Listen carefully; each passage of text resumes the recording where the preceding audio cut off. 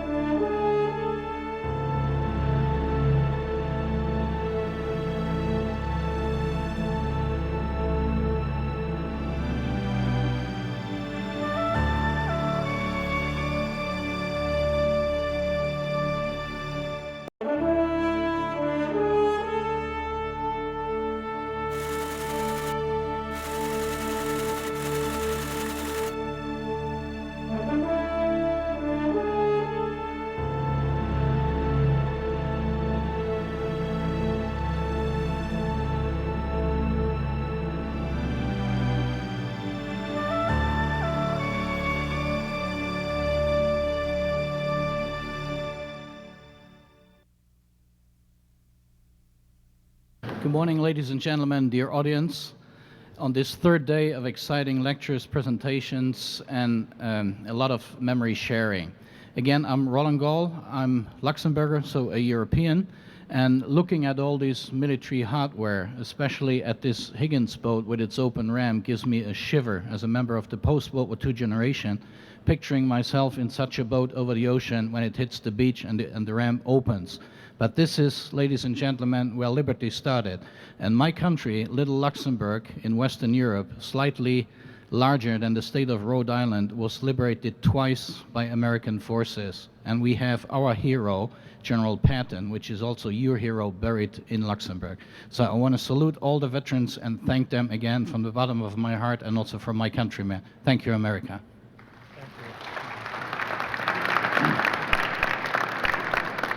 When I was kindly invited to participate in this panel and I was offered this opportunity to basically moderate this subject, the war against Jim Crow, I had absolutely no idea what this meant, because this is a subject that's very little, if not totally unknown in Luxembourg. So I had to do some reading and I had to do some back-checking. And hopefully you won't mind me just introducing a little bit the subject, especially as we have some very young representatives here, which makes me also feel good. So just bear with me for 2 seconds, please, before I introduce our distinguished participants. From the 1880s up to World War II aftermath, a majority of American states enforced segregation through the so-called Jim Crow laws, called after a black character in minstrel shows portrayed as a racist depiction of a poor and uneducated rural black man. Those discriminatory laws, regretfully, were primarily directed against African Americans, called, unfortunately, Negroes those days. They were enacted to support racial segregations. As numerous states had put it, also, the white and colored militia shall be separately enrolled and shall never be compelled to serve in the same organization. No organization of colored troops shall be permitted where white troops are available, and while white are permitted, organized colored troops shall be under the command of white officers. It is very difficult for us to understand that today, but looking back, it is not that far away back in time. But there were a few exceptions to this policy. For instance, there were some probational all-black, as they were called these days, all-colored units. For instance, there were tank units, artillery units, marine and naval construction units, and so forth. And of course, also not to forget the Red Ball Express. Red Ball Express was this lifeline, I mean, from the beaches to Normandy where the war was fought, where hundreds of African American soldiers made sure that the war effort got sustained. Let me also mention one prominent example of, for instance, African American units that fought in my country. It was the 761st Tank Battalion that distinguished itself during the Battle of the Bulge. Another unit within the U.S. Army Air Corps at that time were the famous Tuskegee Airmen. And I had the pleasure of welcoming 4 of these representatives recently to our museum on Luxembourg on a mission to Iraq, sponsored by the U.S. Air Force, because in near Luxembourg we have an American Air Force base in Germany. It was in June 1944, in June 1941, after the first black pilots were trained within this 99 Pursuit Squadron. They formed the core of other black squadrons forming at Tuskegee and Maxwell Fields. Of course, there were equally important black units and black troops in the Pacific Theater, for instance, the Marines and the Seabees, and not to forget African-American nurses. And we have representatives of these three distinguished units with us today. Submitted to a degree possibly of a little bit lesser discrimination within the U.S. forces were probably Asian Americans in those days, especially the Japanese Americans, Hispanics, or perhaps other minorities of the pre-World War II multicultural, multi-ethnic society. Now, lately, the Japanese Americans were a special chapter in the World War II U.S. history. After Pearl Harbor attack, Japanese Americans primarily living on the West Coast were forced to sell their property at ridiculously low prices and abandon their homes. As enemy aliens, such as their classification in Executive Order number 9006, signed in 1942 by President Roosevelt, Japanese Americans were forced to resettle and were detained at some of these infamous relocation camps, such as Manzanar and Topaz. Ladies and gentlemen, we have a few distinguished representatives from these units with us today, and I'm pleased to introduce Colonel Charles McGee, a distinguished Tuskegee Airman flyer, Distinguished Flying Cross. Please welcome him. Mr. Gene Doughty, a distinguished Montford-Port Marine, fought in the Pacific. We have with us today Colonel Margaret Bailey, an Army Nurse Corps, and to represent the Japanese American community, Mrs. Mary Kawano Fong, who was interned in California. Thank you very much for joining us today, and let's get started immediately. So, Colonel Charles McGee, would you please kindly tell us a little bit about your life, your experience, your World War II experiences, and especially then how you experienced this infamous Jim Crow laws. Thank you. Pleased to respond to that request, and we welcome you to our session this morning. Yesterday we talked about the actual air power performance of the Tuskegee Airmen, but it's today our subject is more of what did we overcome. And to begin this, we have to go back to 1925, and I'm going to read to you from a report to the Chief of Staff, and the subject is the use of Negro manpower in war. This is dated October 30th, 1925. Under the Constitution, the Negro has the rights of citizenship. He forms a considerable part of the population of the United States. The subject is how Negro manpower would be used in war. This report has under facts bearing on the problem. The Negro is physically qualified for combat duty.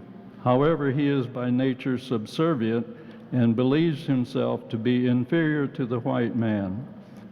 He is most susceptible to the influence of crowd psychology. He cannot control himself in the fear of danger to the extent the white man can. He has not the initiative and resourcefulness of the white man. He is mentally inferior to the white man. It goes on to say that the Negro is a fair laborer, and his participation in World War I in combat was a failure. They forgot to talk to the French. Yeah.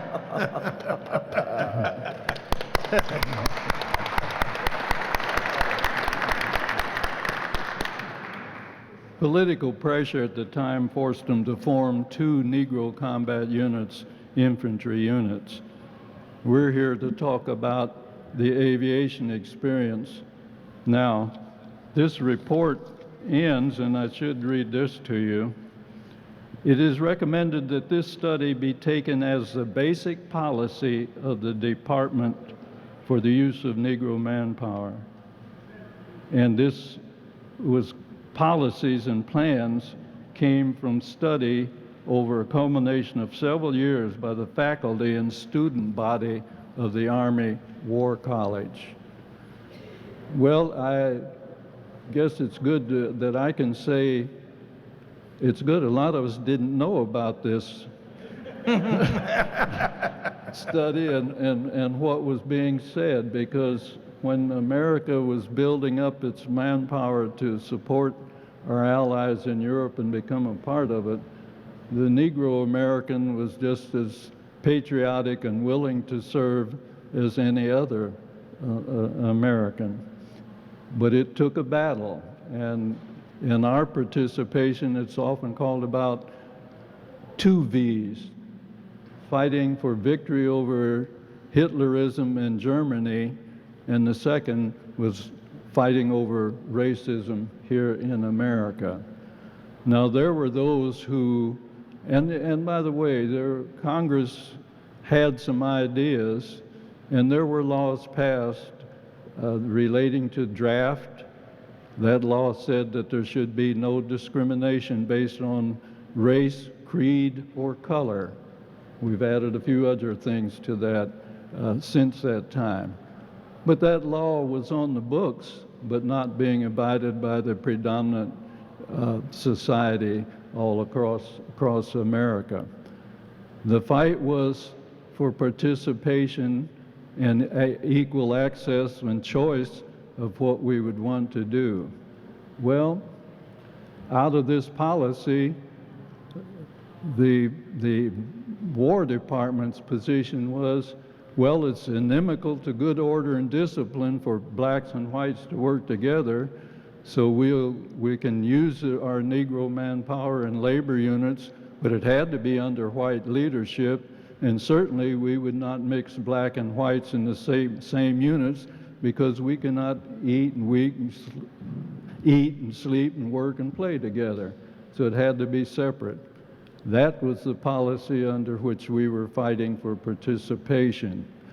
Oh, we had cranial capacity less than a white, therefore could not absorb the technology to be involved in a field such as aviation. Blacks can't fly. Later General Davis, but then a West Pointer graduating in 1936 from the Army War College, said, "I'd like to fly." And the Army told him, "You can't fly, we don't have any black units." So he didn't fly. He was aide to his father and professor of air science at Tuskegee Institute, and back to aide for his father. Pressure in 1939 around the country, they built up the Civilian Pilot Corps to increase the pool of pilots available to our service units, all of the services. At first, no, blacks can't fly wasn't included in black colleges. Finally, 5 or 6 black colleges had the civilian pilot training program. Get a license in a small plane, and those desiring to be military pilots going next door to the Army Air Corps saying, "I want to be Army pilot." The Army said, "Oh, we can't use a black pilot, even though you've learned to fly. We have no black mechanics." Now, those of you who know about that, it's kind of interesting, you know, that black can't fly an airplane by white mechanics, but that was Army policy. Can't use you. Pressure still continued, and it took a lawsuit by one of the graduates of the civilian pilot training program in Washington, as well as the pressure around the country from those believing it should be different, to get the Army Air Corps to say, "Okay, we'll experiment." An experiment, aviation. We'll authorize 1 squadron, a pursuit squadron. We'll call it the 99th Pursuit Squadron. Oh, all the fine print and all of the necessary support. All of the necessary support, and I'll say a word about what that is in a moment. Wow. We've got to build an airfield for this program. blacks and whites can't be together. They found $4 million to start building Tuskegee Army Airfield 9 miles out from Tuskegee, Alabama. Blacks can't fly. One of the laws passed was that the Army, to relieve its experienced officers, could contract the primary phase of Army training to a civilian pilot training school location. Tuskegee Institute had a very successful civilian pilot training program, including moving into the secondary phase of training and other training instructors. Besides just getting a pilot's license, they began to train instructors. They applied and got the Army contract for this experiment. One squadron, folks, is 30 pilots. All of that necessary support, though, is close to 400 other people. All of this, besides the direct support, some 200, and others are engine mechanics and those that maintain and keep the aircraft flying. But this included the medics, it included administration and supply and ordnance, and yes, even the field maintenance required for that unit to go into combat. The training started in 1941, and the instructors that Tuskegee Institute was using in the other black schools that had civilian pilot training programs were black pilots who followed Bessie Coleman's aero clubs in the 30s, and there were some 100 black pilots around America, even though the Army was saying that the blacks can't fly. My first instructor in class 43F in the flying program was a black pilot in the PT-17 under that Army contract to have the primary phase of training for this experiment that the Army was taking. Well, the 99th Pursuit Squadron began their training. The mechanics, by the way, were trained at Chanute Field in Rantoul, Illinois.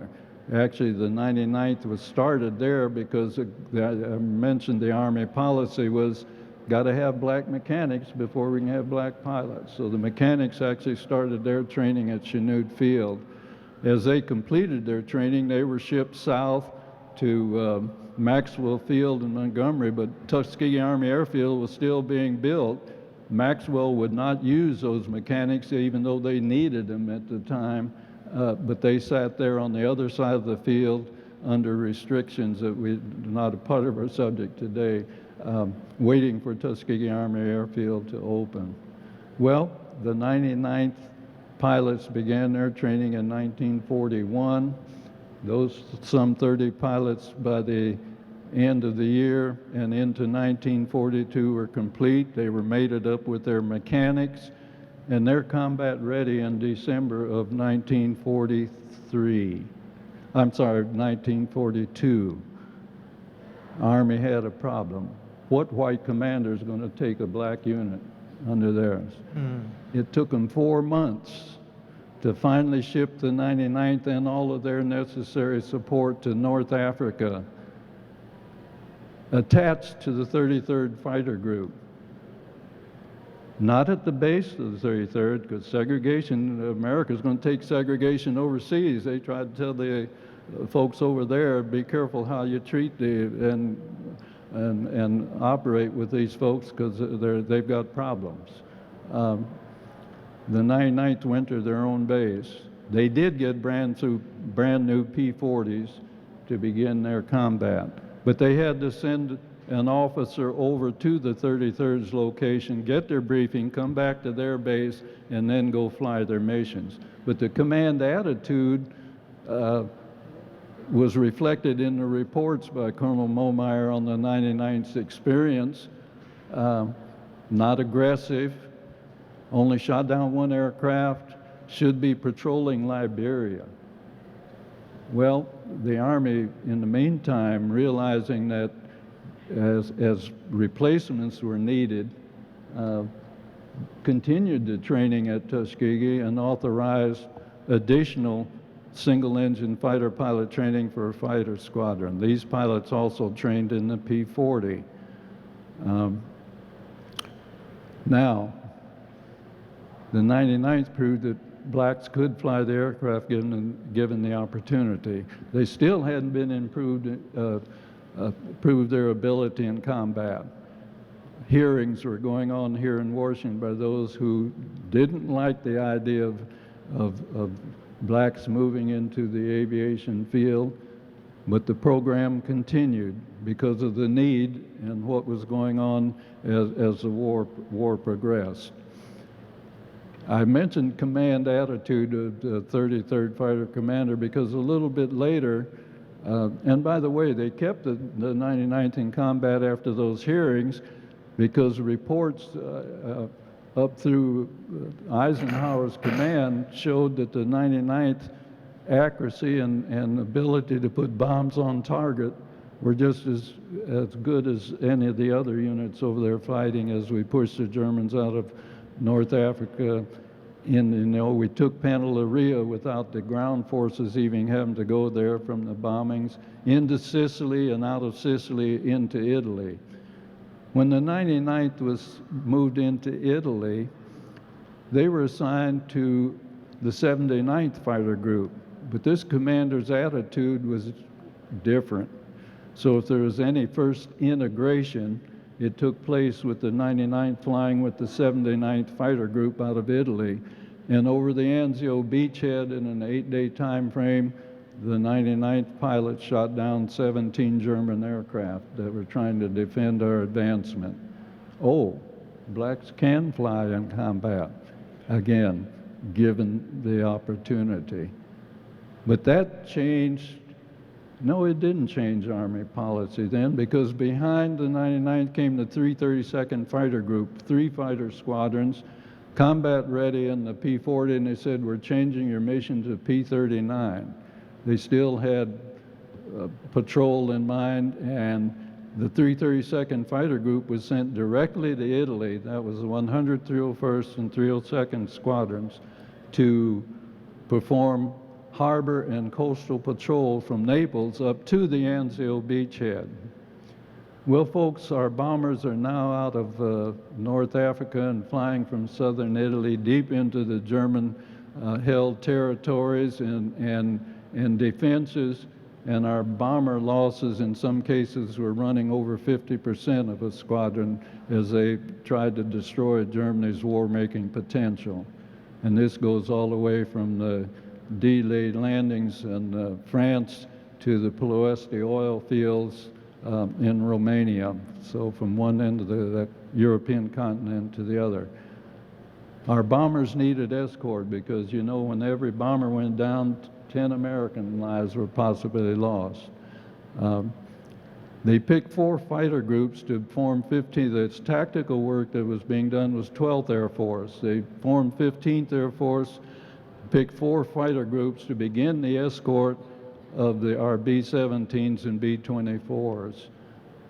The 332nd Fighter Group was one of those 4 groups picked. And in combat, we gave the P-39s to the Russians that we were flying and picked up the P-47 Thunderbolt, beginning the escort and moving from the Naples area to the Adriatic side of the Italian peninsula. The escort work was for protecting in the high altitude and strategic work of our B-17s and B-24s. The 332nd only had the P-47 for about 2 months, and the famed P-51 Mustang became available there in theater for all of the groups that were doing the escort. And they asked an old fighter pilot why we always emphasize the P-51. It had higher altitude capability, greater speed, and greater range than the other fighters that are available. The others, P-47 was good and did its job, but for the strategic work, and particularly for escorting our B-17s, the P-51 became the old fighter pilot's favorite aircraft. But in this escort work, the 332nd Fighter Group performed some 200 escort missions. We had great leadership in Ben Davis Jr., who even told us, young and race fighter pilots, second lieutenants, first lieutenants, and later some captains, that I'll court-martial the pilot that goes happy hunting. What that means, happy hunting, is that you're escorting some bombers, but you hear that there's some fighters in the air and you're anxious to become an ace, so you leave your bombers, go to try to find one of those fighters to shoot them down. We stayed with the bombers that we were assigned and only left them when they were actually attacked by the Focke-Wulf 190s or the Messerschmitts, and would fight them off if they attacked the bombers that we're escorting. We also, if we had fuel, would assign crews to support the stragglers, aircraft with engines out that had to drop out of their bombing formation. We would stay with them as long as we could. I need, as my time is getting pretty tight here, I want to mention one other part of it. So that experience changed the attitude, not necessarily of our military people, because we were still segregated. Our own base, our whole own operation, and we even had bombers struggling, trying to get back to their base and having to land wherever they could. Some were happy to have a meal and sleep on the cot of somebody away, even though it was a black unit and they found out there was a black operation going on. And there were others who still just felt that wasn't right and would go on and take a cold truck ride as soon as they could get it back to their base rather than participate together. The other portion that I want to talk in this WWII battle very quickly is that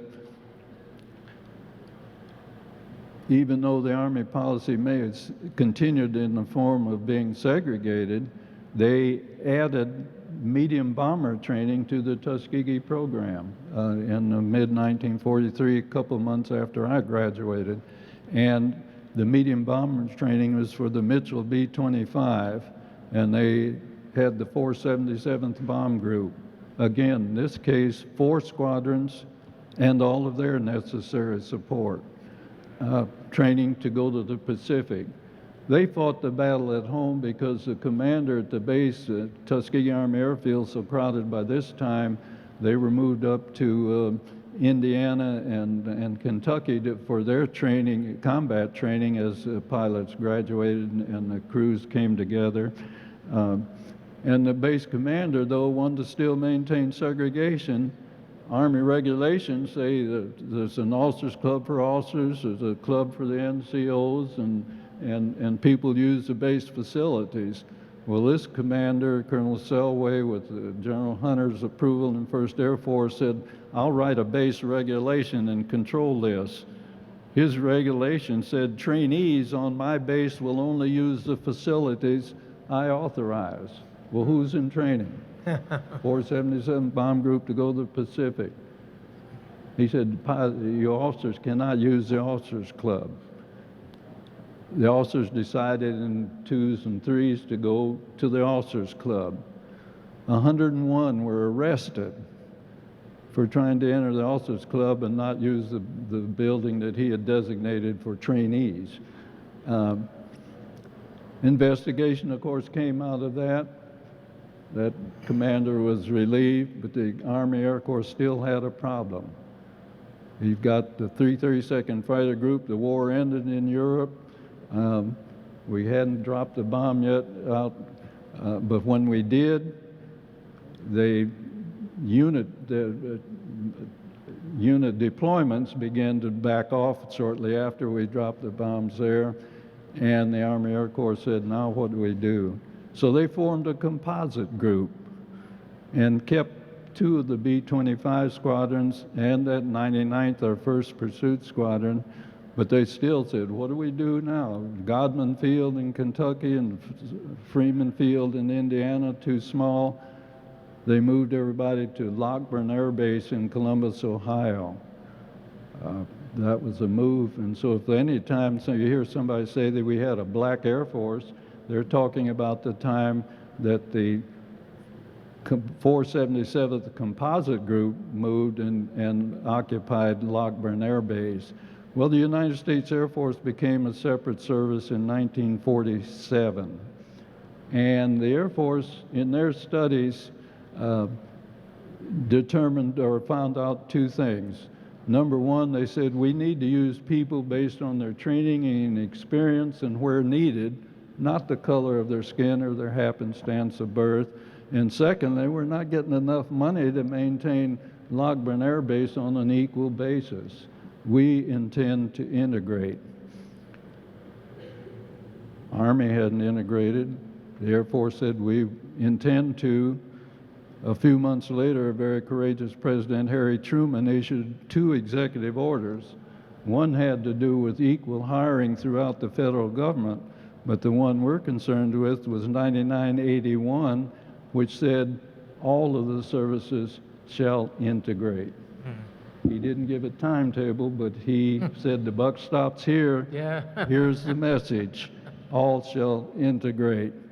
Now, when the Air Force became a separate service, they had no use at the time for that composite group.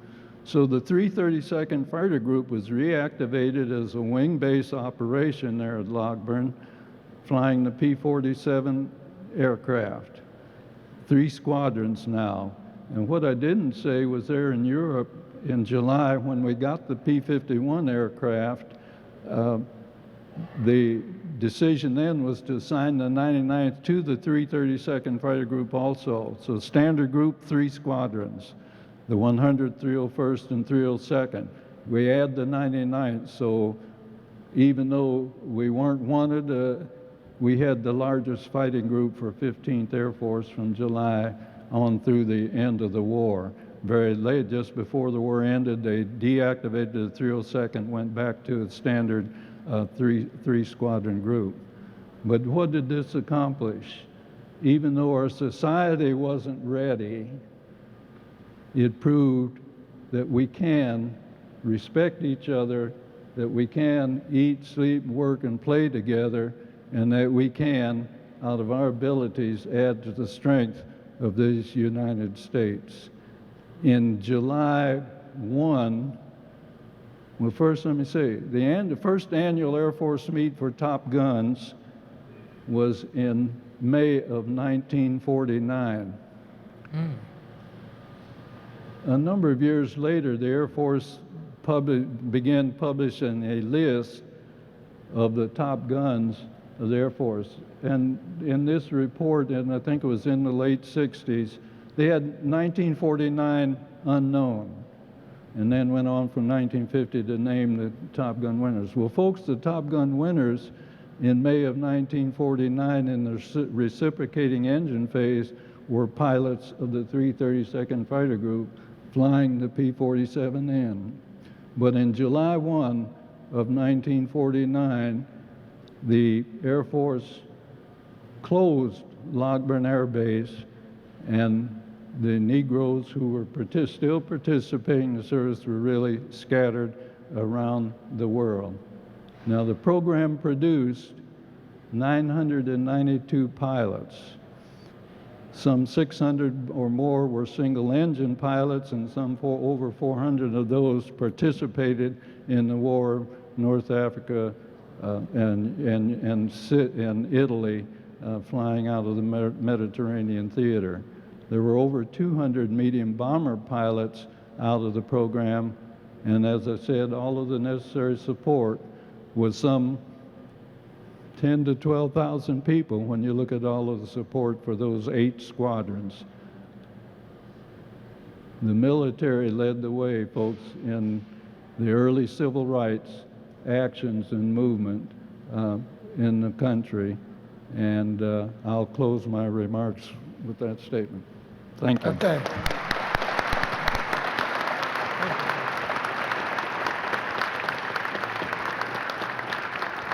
May I just add that Colonel McGee is a holder of the Distinguished Flying Cross, and that after the war he continued in the Air Force.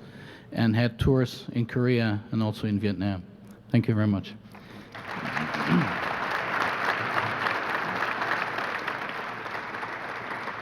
Our next distinguished panelist, also representing the African American community enrolled in the Marine Corps at Montfort Point and fought in the Pacific. Please welcome Mr. Gene Doughty. So, Mr. Doughty, would you please tell us about your experiences on the other side of the globe? Absolutely. Well, it's indeed a pleasure. I would call it long overdue. I find, since I've been here since Wednesday, the various panels understand that been experienced and worked with, and the groups there, the attention that's been given. It's wonderful to see a group of people, the audience, giving so much heed and giving so much attention to the subject matter. And I appreciate that because it tells me that you are caring and concerned. And for those educators out there and the biographers and whatever film producer they are, I would hope they would take heed, and I'm sure that they will learn and grasp enough of this very historical messages that are being given. So again, thank you. A very grateful thanks to you.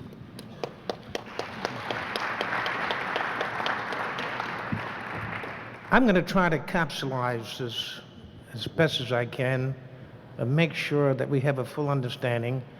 I prefer taking the route to having this chronologized, if I can. I think it would be more apt, and this way, understand, sticking to the problem and sticking to the nature of the problem and the era. Understand that these developments occurred. I'm going to take you now back just before, or rather, the pre-Pearl Harbor disaster.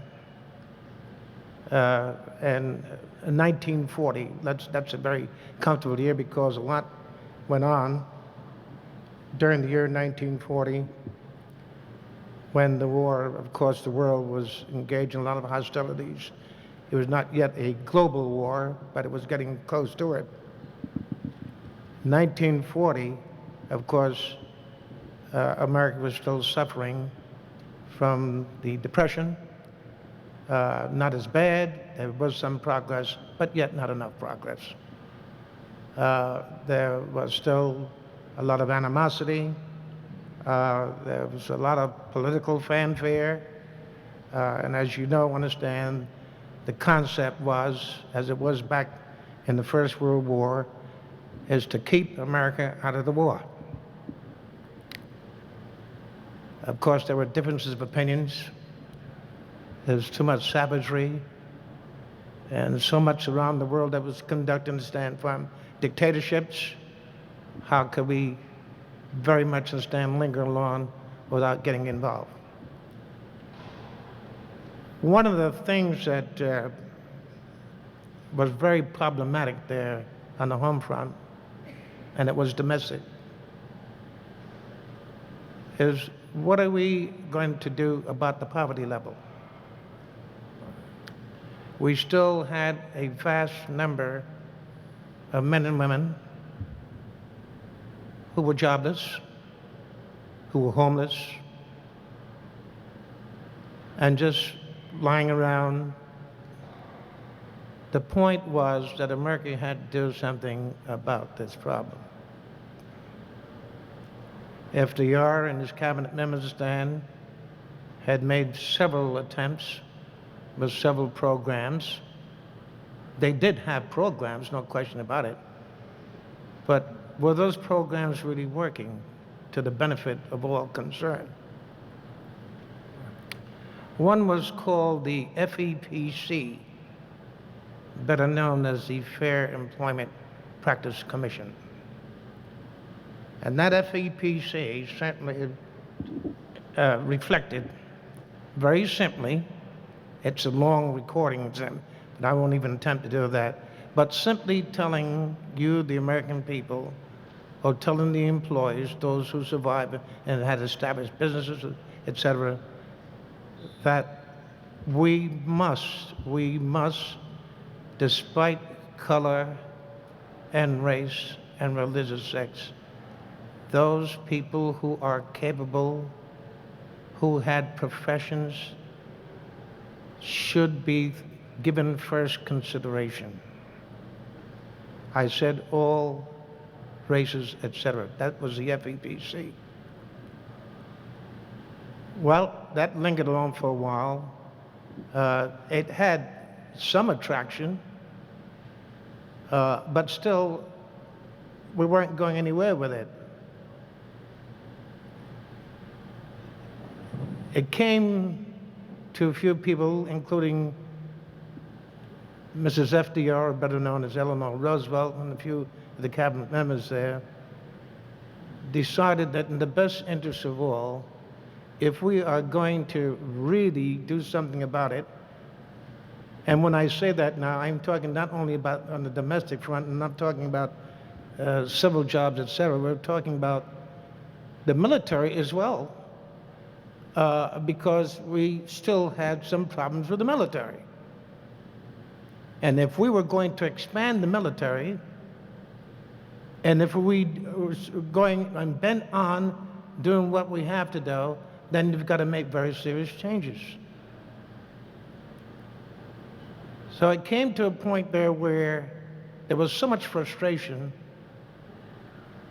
and so much animosity, again, political fanfare.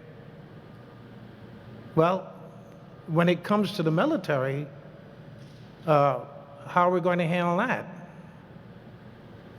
One phase was pointed out in the Marine Corps, you don't have one single military personnel. Are you aware, or are the American people still aware, that there are no black Marines in that segment of the military? Well, that's a good point of view. Well, we've got to do something about that. Then we have to open the doors somewhere, somehow. And it came to a point, without any further ado, it came to a point when President Roosevelt had to issue a presidential order. And that's what it was. They had to issue an order in order for blacks to go into the Marine Corps. Again, now, it was a good point of view, it was important, but the most prioritized item on that bill, of course, was to make sure that the American people, the civilian workers, people who had skills and else there, could and should be in the mills and the plants. And if you're preparing to stand for a global war, then you better get your logistics together in a hurry. And how could you very well do that without the absence of a tremendous percentage of people who had potentials for the growth? And so it came to the point where the Navy Department was not too very happy about black Marines. They said, what do we do with them? Don't you find that absurd? What do we do with them? Well, what do you do with any personnel whom seemingly are qualified? And in some cases, overqualified, depending on the type of personnel you're getting.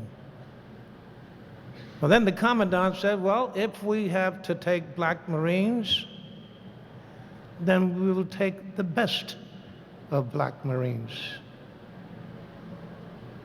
And so it came to the point where in July of 1942, there was a vast recruitment for potential blacks. High school education, absolutely mandatory. If you had a year of college or 2 years, well, by all means, we'll take you too. If you have a PhD, oh, we'll take you right away. So that was established. I was 19 years old when I received word that the Marine Corps was looking for me because I had a year of college. I completed high school, had a year of college. And so I became among the first 100 blacks from New York City to be selected by the Marine Corps. That was in the year end of 1942. When I went or left there, let me back up a little bit. I was born in Stamford, Connecticut, and then I relocated with the family to New York City. I had all my education practically in New York City. Never went south. Knew a little bit about the Mason-Dixon line. Knew a little bit about Jim Crowism. Knew a little bit about segregation, but I got this in drips and encapsulated form, so I really didn't know the real depth of discrimination. And boy, was I in for some surprises. So finally, when I got my papers and I left for Washington, D.C., we went by train. Then I found out that we had to take another train. As you recall, during that time, those days, you had the electric lines and stand right to Washington, D.C., and that was the end of your electric power trains. And you took the coal trains. And where did I sit? In the last car where all the soot was. I believe it was the first car. The first car had all the soot, was it? Yeah, the first car. That's where I was until I reached a town called Rocky Mount, North Carolina. And when I got off at North Carolina, it was, this can't be America. What I'm saying is that it looked more like a European mountain villa. There was hardly no one stirring there. It was just dark, desolated. It was not a good place to be, especially that time in the morning. And I was approached by two military policemen from a nearby camp, and they wanted to know what I was doing and where I was going, and I showed them my papers. And they looked at the papers and it says, "Oh, you're going down to Camp Lejeune, North Carolina, aren't you?" I said, "Yes, that's where I'm destined, sir." I said, "I'm going for recruit training." Instead of an encouraging word, instead of a clam handshake and says, "Well, glad to have you aboard," the response was, "You'll be sorry." And to make it even more darkened, there were two pine boxes to my right. And the MP says, "See those two guys there? They're just coming from Montfort Point." Well, that was a scary tactic. I later found out that was not so. They were coming from another location. They weren't coming from Montfort Point Camp, where I was destined for. But it goes to show you the kind of reception, the kind of ill concern for someone, a young man like myself, going to the military to support his country. And this is what I get in return. Well, finally, when I got to Montfort Point Camp, of course, there were no black drill instructors. They were all white drill instructors, mostly from the South. And all they had to do is find out that I was from New York City. "Oh, you're one of those city slickers. You know, we got a lot of guys from," and he talked only about the northern towns, Detroit, New York, Chicago, you know, even the parts of Wisconsin. And they gave us the business. This is what we think about you guys. Now, are you ready to leave? just like that. Well, again, it came to the point there where I had to take these things in stride. I said to myself, either this is a psychological approach or they wanted to know if I could take the pressure. And if you know the Marine Corps, especially in recruit training, they will do anything in the stand to bust you and break you down. Once you've graduated from a Marine boot camp, believe me, you're a Marine. They will do everything in the stand to make sure that you can take the pressure. Getting back to the segregated point of view here, those of us who've been in the military know that there were only 2 recruit depots. One, of course, Parris Island, South Carolina, and San Diego, California. But during World War II, there was a 3rd recruit depot. That recruit depot was called Montford Point. Montford Point was a small, segregated camp in the confines of Camp Lejeune, North Carolina. That's where all blacks were recruited and trained. Well, the training was the same as our counterparts. They were prepared to launch us or place us in what they called the Stewards Branch Battalion. Stewards Branch Battalion, that's cooks and bakers. I said to myself, what do they do? Do you mean, say, if a guy comes in with a PhD or has had several years in engineering and communication, do you mean that this poor guy is going to be destined to be a cook? This is what I said. But what I didn't know was that the Marine Corps had a plan for the blacks long before it was established. And they said if they could get the caliber of people, personnel, that they wanted to have, they were going to form a special weapons company with upgraded special weapons and eventually have a defense battalion. And in the defense battalion of special weapons, you've got to have a knowledge of firing and know everything in there. A lot of expertise is involved.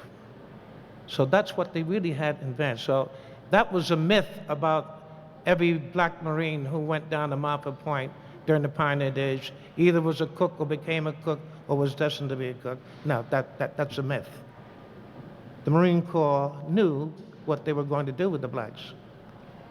We ended up at Montford Point during the first 3 months of recruitment with the most diversified number of people that one can imagine. Remember now, we are canvassing the entire United States, so you had men, blacks, from all over the country, from Maine to Washington, from Washington to South Carolina. Men, understand, that were beyond the expectations of what the Marine Corps wanted. Again, we had fellows who came with PhDs. We had fellows who had the college education.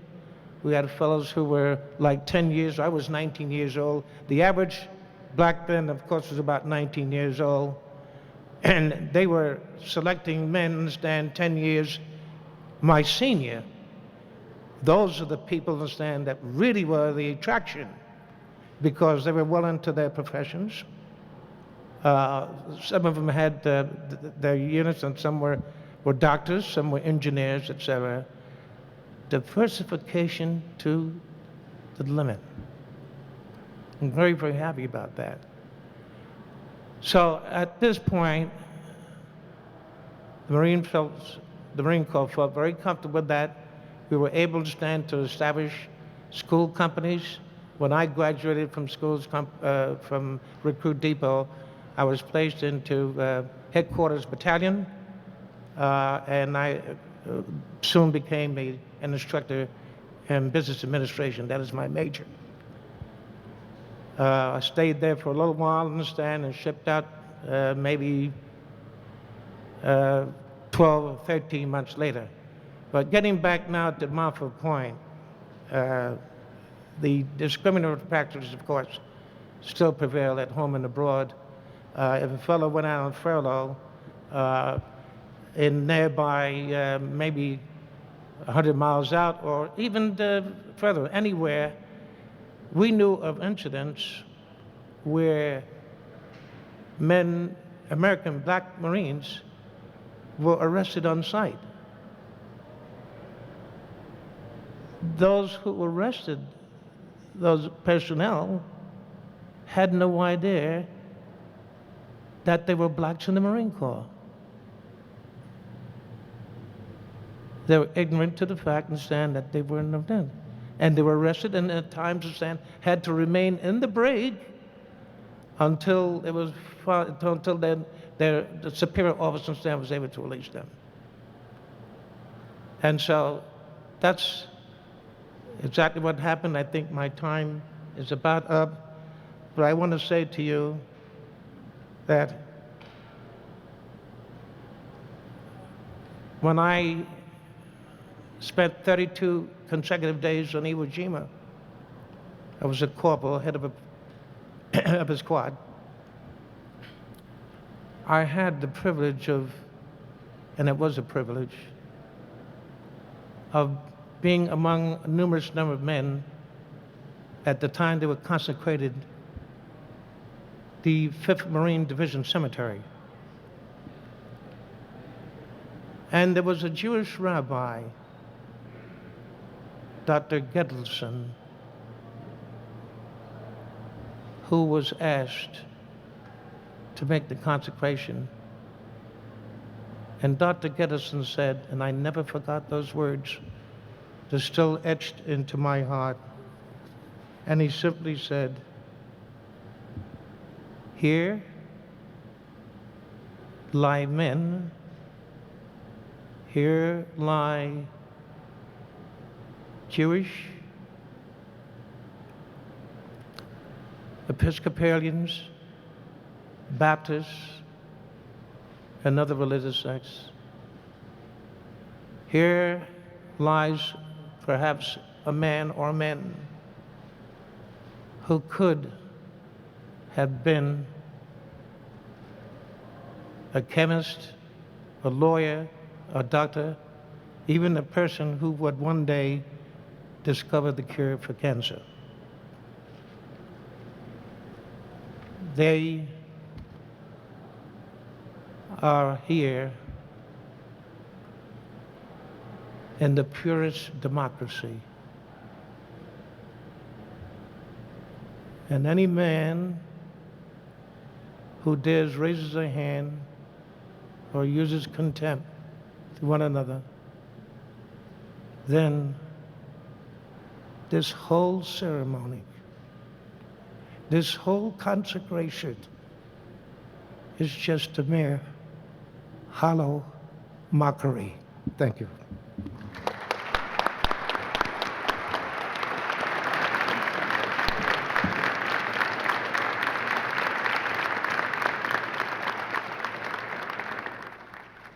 Thank you very much, Gene, indeed, for this striking story. Representing the female African-American community of World War II, Colonel Margaret Bailey was a young U.S. Army nurse in 1944, and she was at a POW camp in Arizona. She retired in 1971 with the Legion of Merit for exceptional meritorious conduct, and she also published her memoirs in a book called The Challenge. May we have your story, please, Colonel?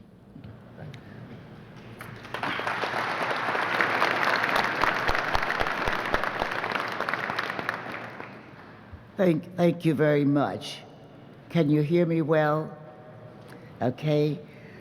The war against Jim Crow and discrimination I was born in Selma, Alabama, raised in Mobile, Alabama, and received much of my education in the South.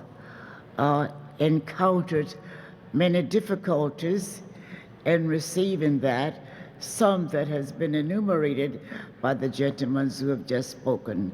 So you can see that we had a big job to do with creating this war against discrimination. I received my nursing education in Montgomery, Alabama, and worked a little bit in civilian hospitals, and then went to New York and worked there at Seaview Hospital, Staten Island, New York. We heard one of the patients yelled, cried out, and all of us nurses ran to see what has happened. Well, Pearl Harbor had been bombed, and that was her home. And so that was the beginning of the war. Of course, they needed nurses, and so they advertised for nurses. And most nurses were very patriotic, or quite a number, let's say, and they applied, black and white. Well, the black nurses applied, and they said, there is no regulations that will permit us to receive you in the military. Well, that was quite a shock. We knew there were going to be patients, and many of them. But I think they underestimated the power of women. When that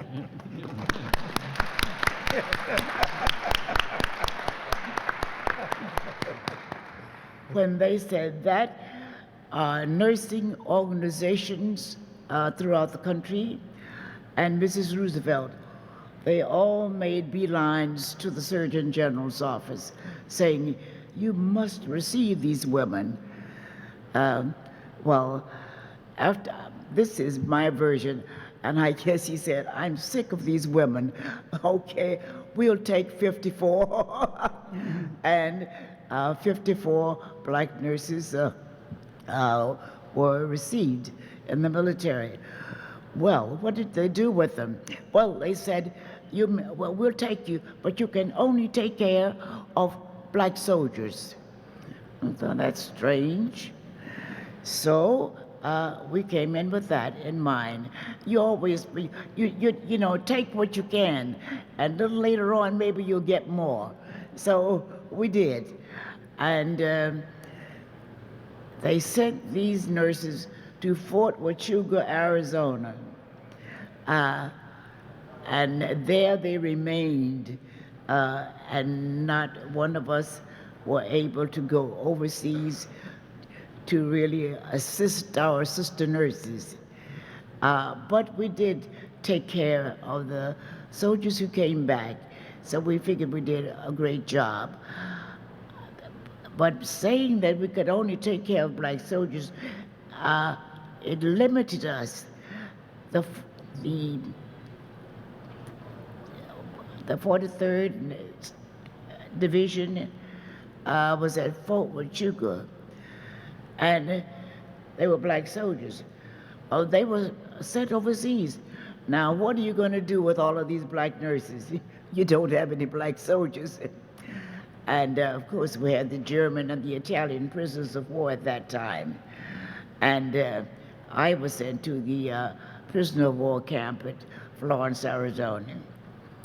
Well, Florence, Arizona was supposedly a bit liberal. They had one black family living in the area. When we arrived, signs went up. We reserved the right to refuse anybody. So that meant that we black nurses at Florence could not go into the establishments there. But you know, we didn't even try there because Phoenix, the bus ran from the camp to Phoenix, so we all took the bus and went into Phoenix and had a nice lunch and shopped because they were far more liberal than Florence, Arizona. However, but the prisoners of war were not difficult to take care of because they were very happy to have been captured by Americans because they said they knew that they would get good care. And they did get good care. There we stayed, maybe 6 or 8 months at the camp. Then we went to Camp Beale. That was a little bit better. You had integrated soldiers, but the nurses were still segregated. We lived in our own barracks, and we worked together, but we did not eat or play together. And that proceeded until, let me say, I went to Halloran Hospital, Fort Dix, New Jersey. All of those, we were still segregated. And we thought, one day, this is going to disappear. And we always hoped that it would happen.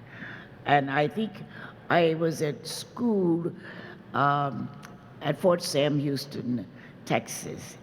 And I went there to take a course in psychiatry. And I think the teachers were totally aware of the fact. There were 3 black nurses. They put one in one building, one at the end of the other building, and the other one at the end. And this was the beginning of trying to integrate us, and it forced us to study together, and we did, and we all did well. From there, I went overseas, and I believe when Mr. Truman said integration no longer, that is when we began to integrate. They don't do it right away. It is a gradual thing, and gradually we all became integrated. And strangely enough, as I said to someone, when we were totally integrated, then shall I say, I can use the white nurses accepted us quite well, but there wasn't any difficulty. The rules, the laws were the things that permitted us not to be integrated. And from that time on, we worked very well together. I like to say that taking care of the soldiers as they came back from overseas was a pleasure. And there was a time they wanted to know whether we wanted to, when the war ended, they wanted to know whether we wanted to stay in the military, quite a number of us. And I was one of those who said, okay, I'll stay. And I stayed, and I spent 27 years in the military, and I was able to move from, when we said a private to a general, I would say from a second lieutenant to a colonel, which was the highest rank that women could receive at that time in the military. And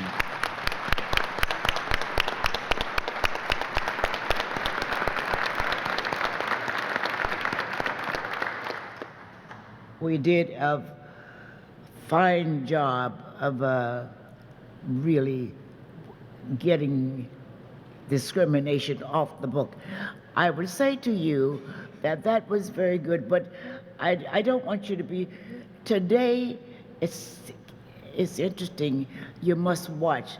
There is a little undercurrent. It hasn't gone totally, but we do work well. And I must say, it was a pleasure being a nurse in the military, taking care of the soldiers. There's nothing greater, of course being a nurse, there's nothing greater than taking care of people.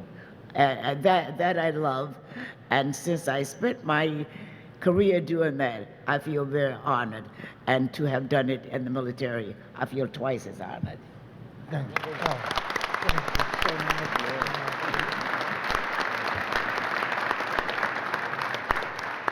It's a very strong statement indeed. Thank you, Colonel Bailey, for this exciting eye-opener. May we now turn over to the Japanese American community and to Mrs. Mary Kawano Fong. Mary, you were a 14-year-old girl when the Japanese bombed Pearl Harbor, and at that time you lived in a small farming community and rural environment in California. And as a result of Pearl Harbor, your family was relocated at Arboga Assembly Center and later on to Camp Tula Lake across the Californian-Oregon border.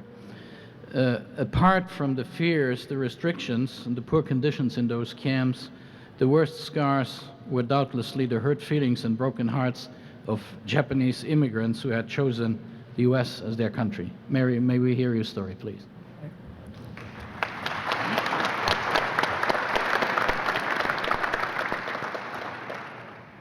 My name is Mary Kawano Fong, and I'm a survivor of World War II American internment camp for Japanese people.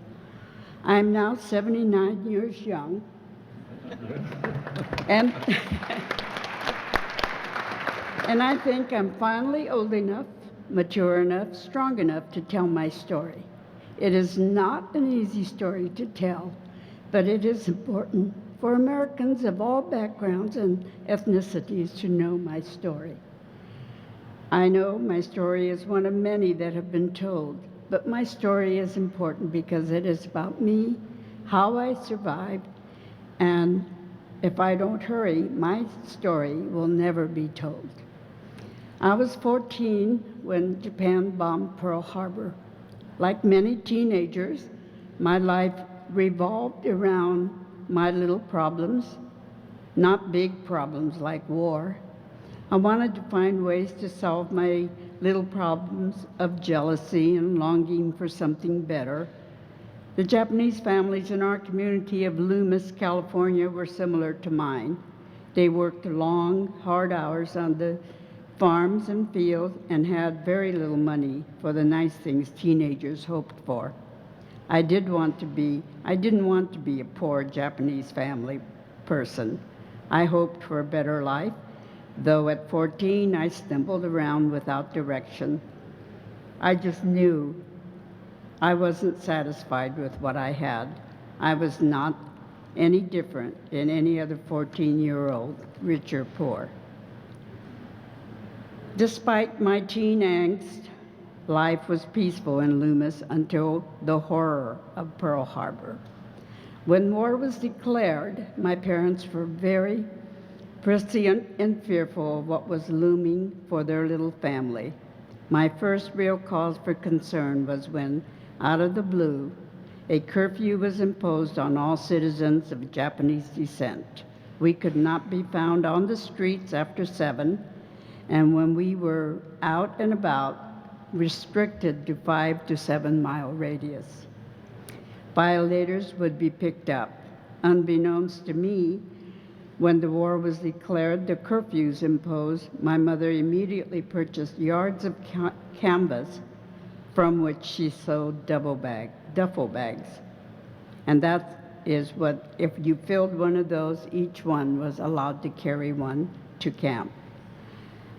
And mother and father knew, being members of the now enemy race, would be relocated. I, however, had my head in the sand. After all, I'm an American. In May of 42, we were sent to Arboga Assembly Center in the swamps near Beale Air Force Base in Marysville. When I saw the horrible conditions of camp, I was completely overcome with hate and anger. Like animals, we were herded into the fenced compound. Overcrowded, everyone jostled for space. The food was terrible, the toilets and baths were unsanitary and disgusting.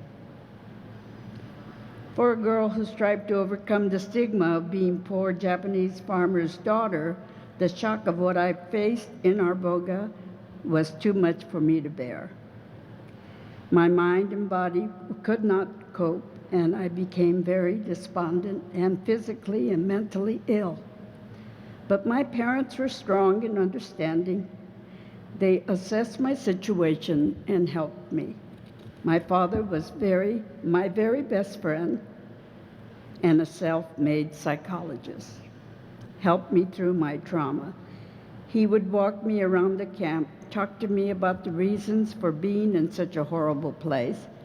He told me that the war would last 4 years and that the U.S. government had ordered all Japanese Americans to be incarcerated for the safety of the country.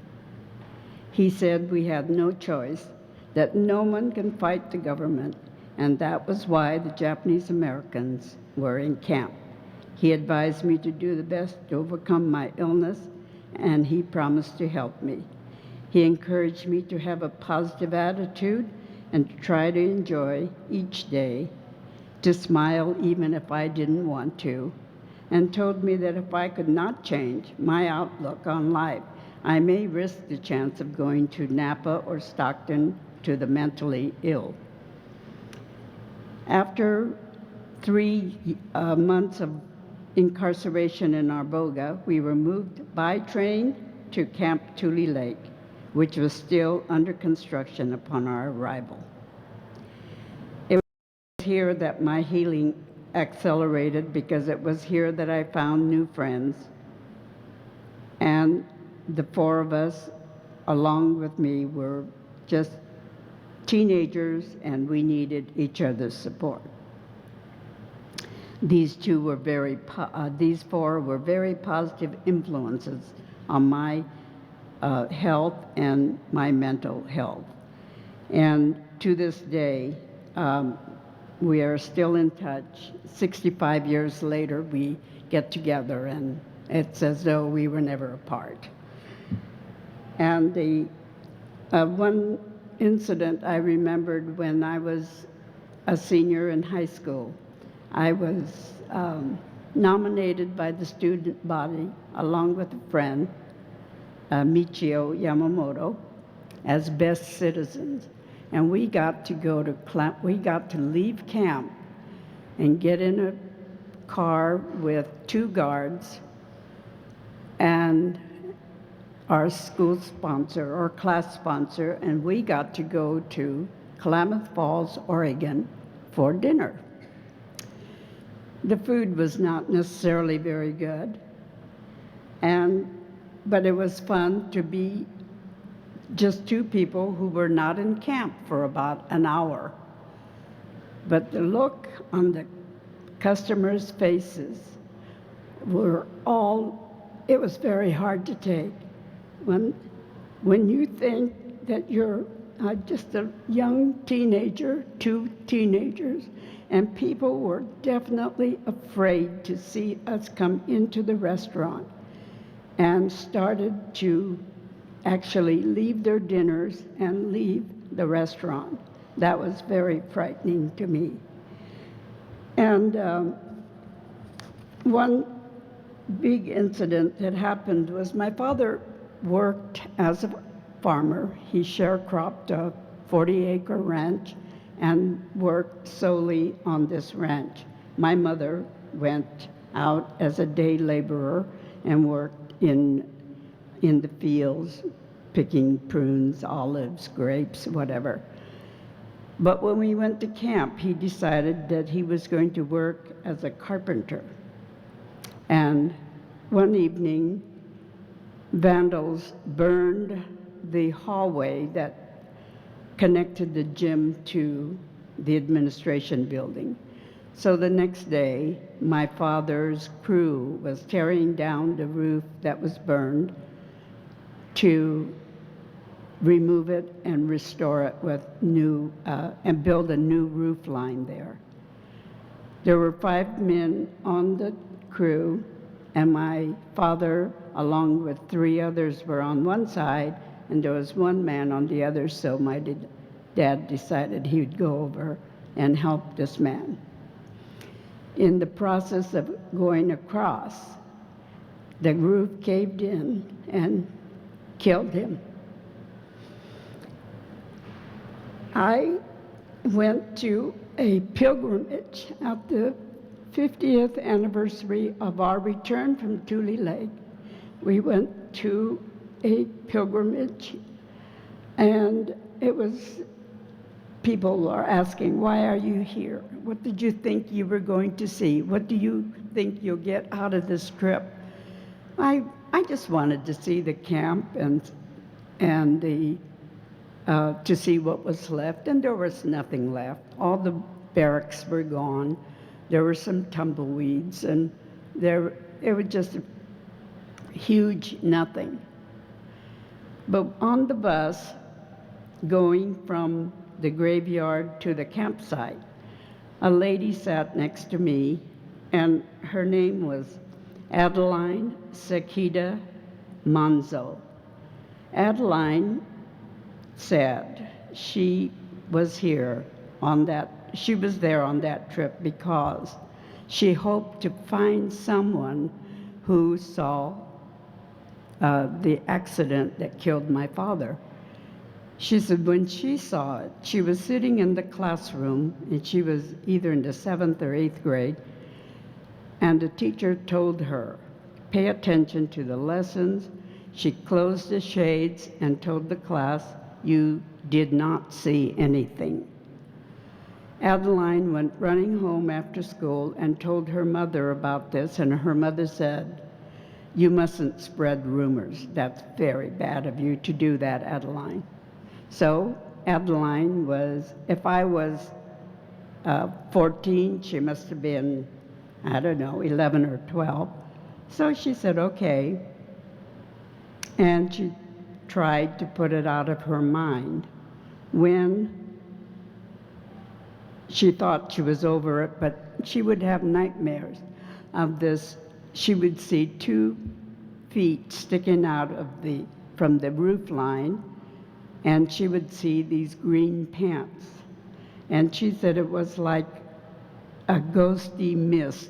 And as the years went by, 50 years, and she told her mother, I still see that dream. And her mother said, you are absolutely crazy, Adeline. And when we discussed the reasons we were there, I told her I just wanted to see the old campsite.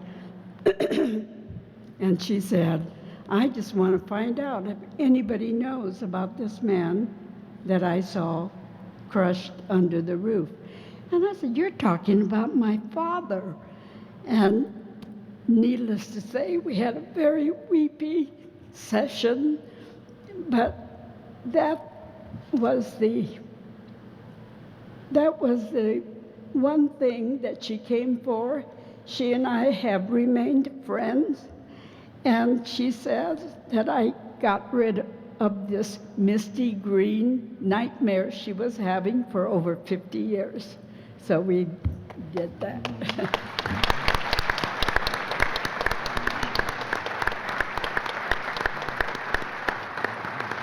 Thank you, Mary. Unfortunately, we ran out of time, and we won't have time for Q&A. But thank you again to all of you for another eye-opener and then a reminder that all men are equal. After all, the blood that was spilled for our liberty had only one color, red. Thank you very much.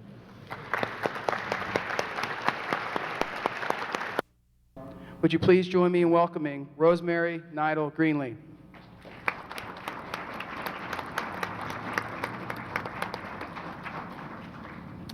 Thank you, Bill. This panel is going to talk about medicine and treatment behind the lines and on the battlefield. This is a little different from some of the other panels you maybe will have been hearing from. So be ready.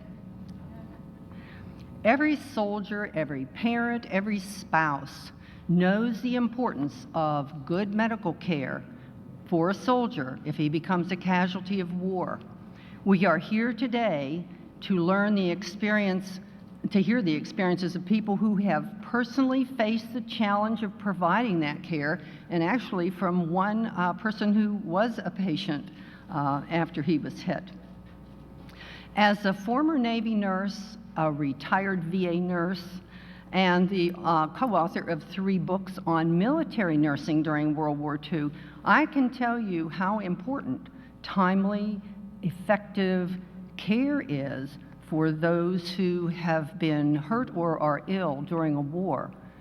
Had it not been for nurses, as some of these, the physicians, the corpsmen, who covered the globe in our global World War II, some of the people at this reunion might not have been here, let alone the offspring of some of those folks. Our panelists are eyewitnesses and participants in the mission of caring for the wounded in this worldwide conflagration. Now, I know that there are bios that have been passed around, so I'm not going to go into long detail regarding our participants, but I will tell a little about them. I would like to sort of set the tone for this panel. On December the 7th, 1941, the United States was jolted into the reality of war. But how prepared were we to care for our sick and wounded? From today's standards of medical care, going to war without antibiotics and without a plan to get whole blood to our wounded is unthinkable. It is our purpose on this panel to discuss how medical treatment was performed on the front lines and behind the lines of World War II. Now, in 1942, the war against Germany was focused in North Africa when the British had been fighting Rommel. And we knew enough not to do a cross-channel invasion yet because we certainly weren't ready. The pressure, however, was on the United States to take decisive action since we'd been attacked at Pearl Harbor. On 8 November 1942, the U.S. launched Operation Torch, the invasion of North Africa, where inexperienced hospital units followed the troops through the deserts of Algeria and North Africa and Tunisia. After the surrender of the Germans on May 1943 in North Africa, Operation Husky cleared Sicily of the enemy by 17 August 1943.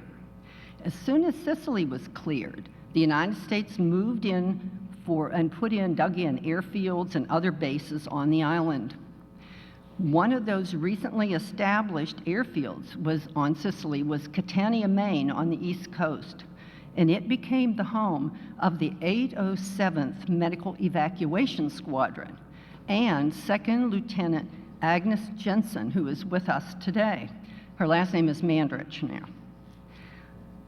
And so in the fall of 1943, this 807th Medical Evac was put in place there, and they were getting ready to pick up wounded in various parts of the Mediterranean theater of war.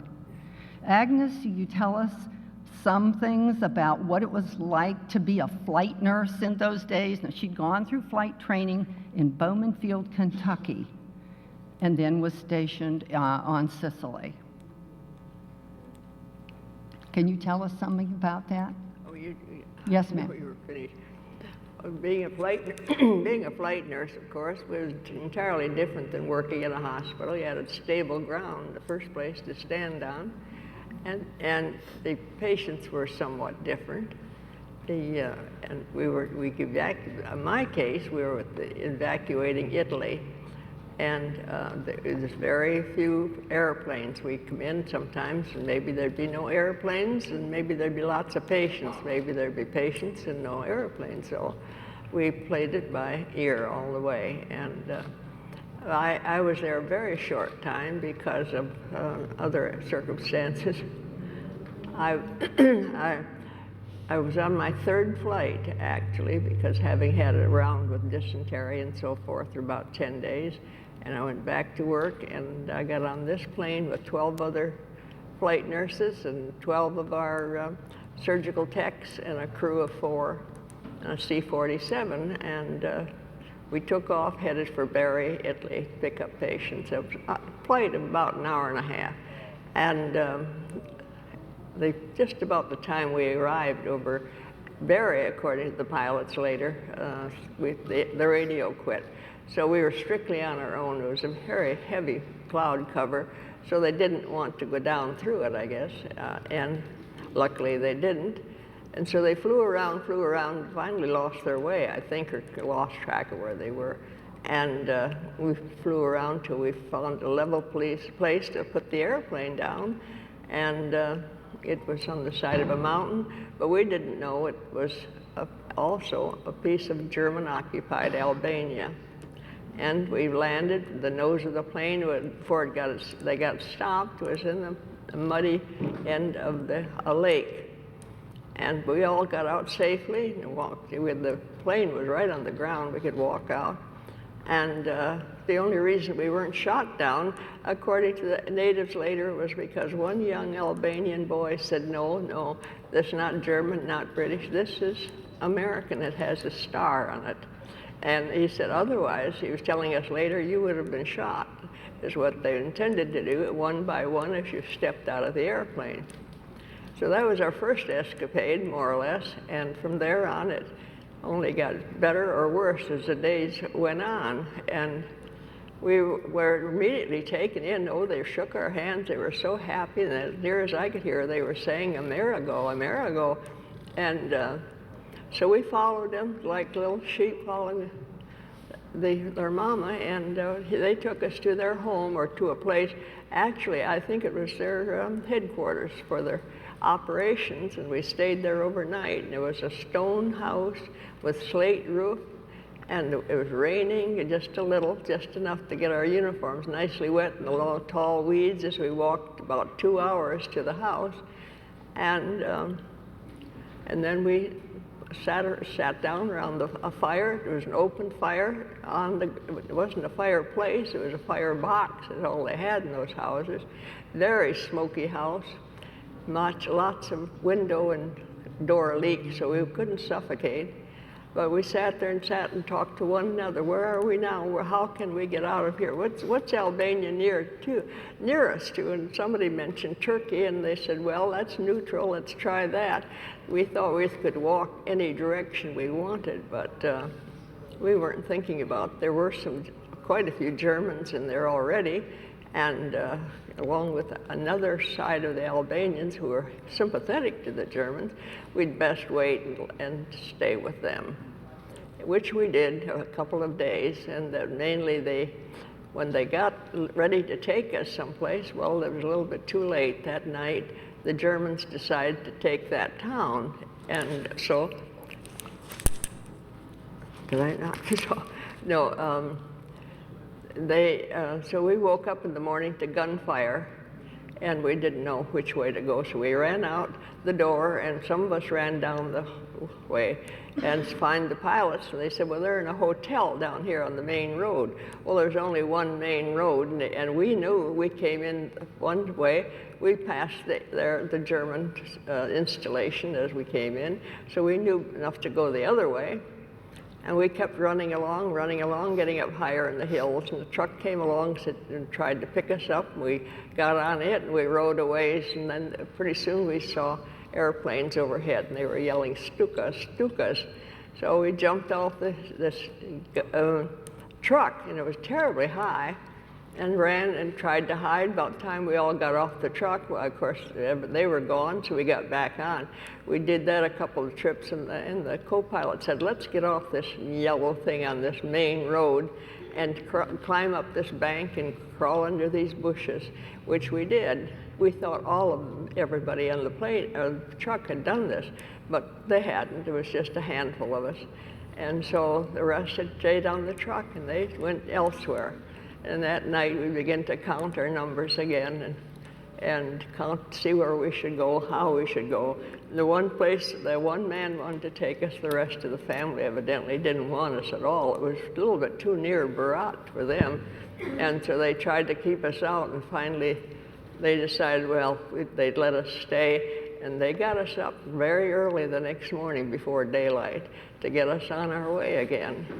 And we just followed on mountain trails. We didn't know exactly where we were going. They'd just say, come on, and swing their arm, and we'd follow them. And the next, that night we stayed with this one one house anyway. We never saw anything really resembled family. They never gave us a drink of water, a bit of food. We hadn't eaten since Sunday noon, and this was Monday night. And so finally we laid down around the fire and went to sleep. And somebody woke up rather early in the morning, so we all got up and bailed out and see if we could run. We were sure we were on the trail of the other bunch. We wanted to chase them before they got away. And we went down this trail and followed for a ways, and we didn't. But when we stayed that night at the house, that one man said, American people stayed here last night. So we said, we're on their trail. So we didn't want to stay. We said, let's just take off, and chase them before they get too far away. But bless his heart, he wouldn't let us. He said the trail was very bad, very tricky, and he indicated as if there were animals that would nip at our feet and legs. And so when he didn't want us in the first place, when he heard us saying this, he opened up the door and said, go in, lie down. We'd laid down by the fire again, no food, no water. And not that they were inhospitable, but I don't think they thought about us for all the other activities that were going on. And so somebody woke up very early the next morning, and we all took off, and we did catch on to our group. And we did find the one English-speaking Albanian who we had been talking to in Berat, and we were glad to see him. And he stayed with us. His name was Kostic Stefa.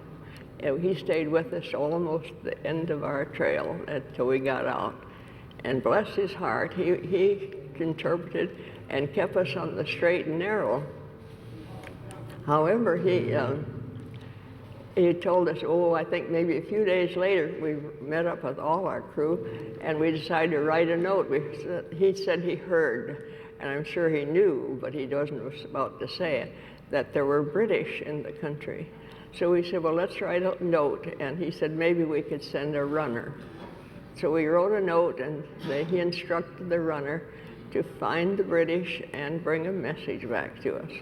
So there were high points and very low points as we went along. We were either at the edge of disaster or we were on top of the world. Well, as we kept running along and getting into more or less trouble, we finally got to a place where we were going to go around this mountain, but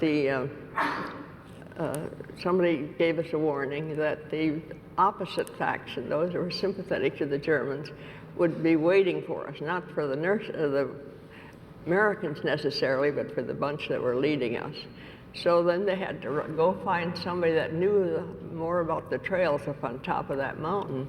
And so we waited a couple hours and finally started. Well, it was cold, and our shoes were nearly always damp or wet, and mine certainly were that day. And we started out in just a very little sprinkling snow, but by the time we got to the top of the mountain, there was a raging blizzard, and we couldn't see a foot in front of us. We couldn't see a foot track. And I thought, well, what difference did it make if we had someone who knew the trail? How can they see anything? Well, I don't think they could, but they kept going along, and we followed them. And when they, is this water? I want some. When we finally we couldn't talk to one another. The blizzard was so bad, and howling wind, and the snow swirling around us, and our foot tracks were covered up as soon as we took our foot out of it. I was thinking, how are they going to tell where we are? I'd been in such storms in northern Minnesota as a child, but I never saw anything like this. And as we followed down the trail a ways, they finally, as we walked, I don't know how far, I guessed 30 minutes maybe we were in that, or 35 minutes. 35 minutes more would have been too much. And we were just frozen. My hands were like stubs, and we nurses had our trench coats and hats and scarves and things, but the men had their little summer jackets, because it was nice in Sicily that morning when we started. And Mrs. Mandrich? But it was raining, so we put our storm coats on. Would you mention one way that some of the people who were hurt traveled when you were there with the mules? me? Would you mention about the mules and how you had to put people on the backs? Now and again we'd have a mule or a donkey to have a little ride on. And if we got more than one, two of them, sometimes they'd balk and not decide they had too big a load, and they'd just kind of kneel down or lie down. And so we'd have to get off and start all over, unload the mules. I wanted her to mention the mules because in very rocky Sicily and Italy, mules were used to bring in ammunition and food and to haul out the wounded. I don't think a lot of people understand that. In some of this rocky terrain, these critters were very important to us. I don't know what you said. Yeah, I was just talking about the mules. I want to just wrap up Agnes's session by saying that President Roosevelt monitored their progress as they were trying to make their way through 800 miles of winter trails in Albania in November and December. And this is a really unusual kind of story that it's hard to deviate from, but I want to move on to some of the other panel members. Mrs. Mandrich, her story's been told in a book that she will have tomorrow, I believe Bill said here, and it's a very exciting story. You've just heard little pieces of it from her. Thank you very much.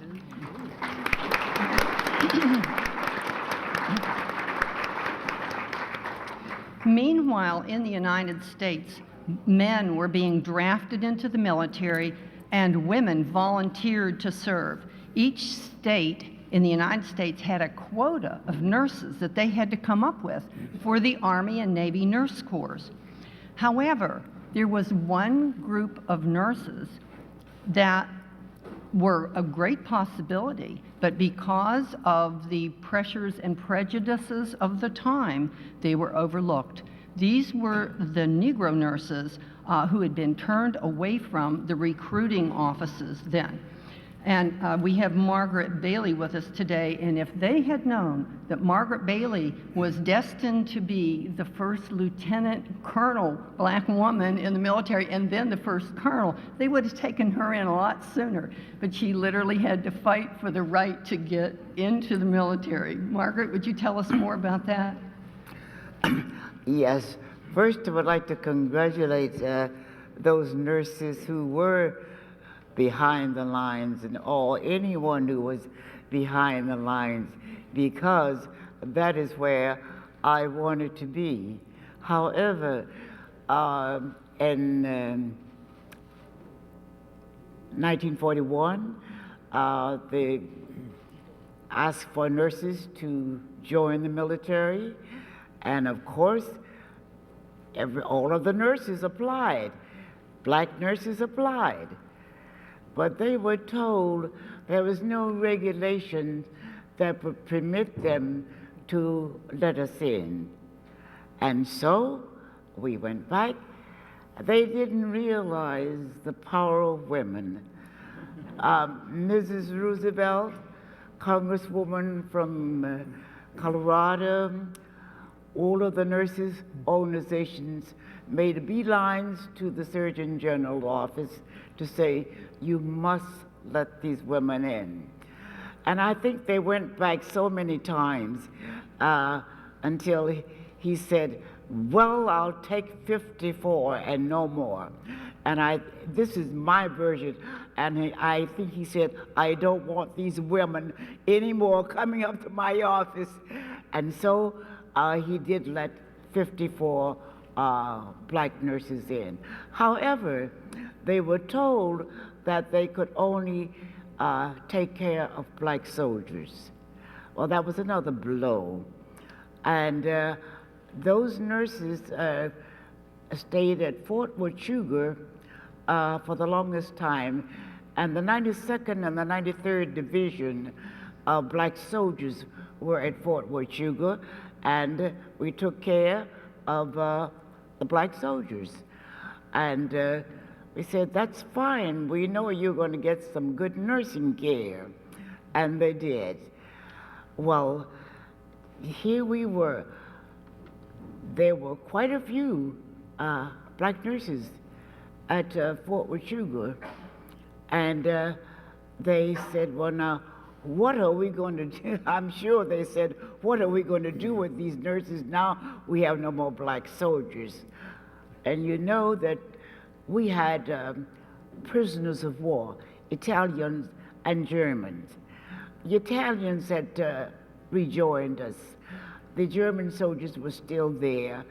And since the black nurses were totally segregated, hospitals, they ran the hospitals, and there was a unit, and they sent us to Florence, Arizona, to take care of the German prisoners of war.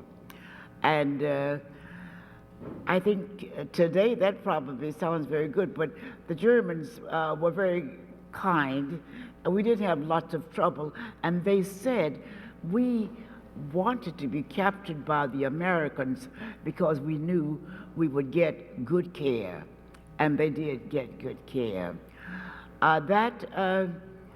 Shall I say, we were 6 months or a year, and I want to tell you that Florence, Arizona, the only nice thing about it was that you stood in the middle of a knoll and watched that beautiful sunset. It just took you by surprise. We loved that. The rest we didn't. And we, after the prisoner of war camps, we went along, I think, to another camp where they were training soldiers. We lived separately, but at that time, we were allowed to work integrated because they had integrated soldiers.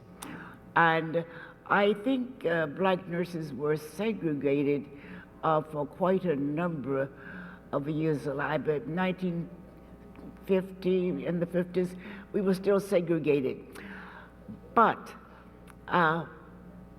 we took this because we also wanted to contribute to our country, and we did. And fortunately, when they said the Army is now integrated, and I believe Mr. Truman was the one who said, we'll have no more of this, we gradually became a part of the United States Army. And it's interesting. You know, it wasn't so difficult. People were very happy to have us. Nurses were wonderful, and we could have gone overseas and we could have functioned quite well. But I think there was a fear of the government that this would not be well. But I'm very pleased with the service that I was able to render to the soldiers in general. I'm very pleased to have had the privilege, and I have spent 27 years in the military and made some very wonderful friends. Congratulations to all of you folks.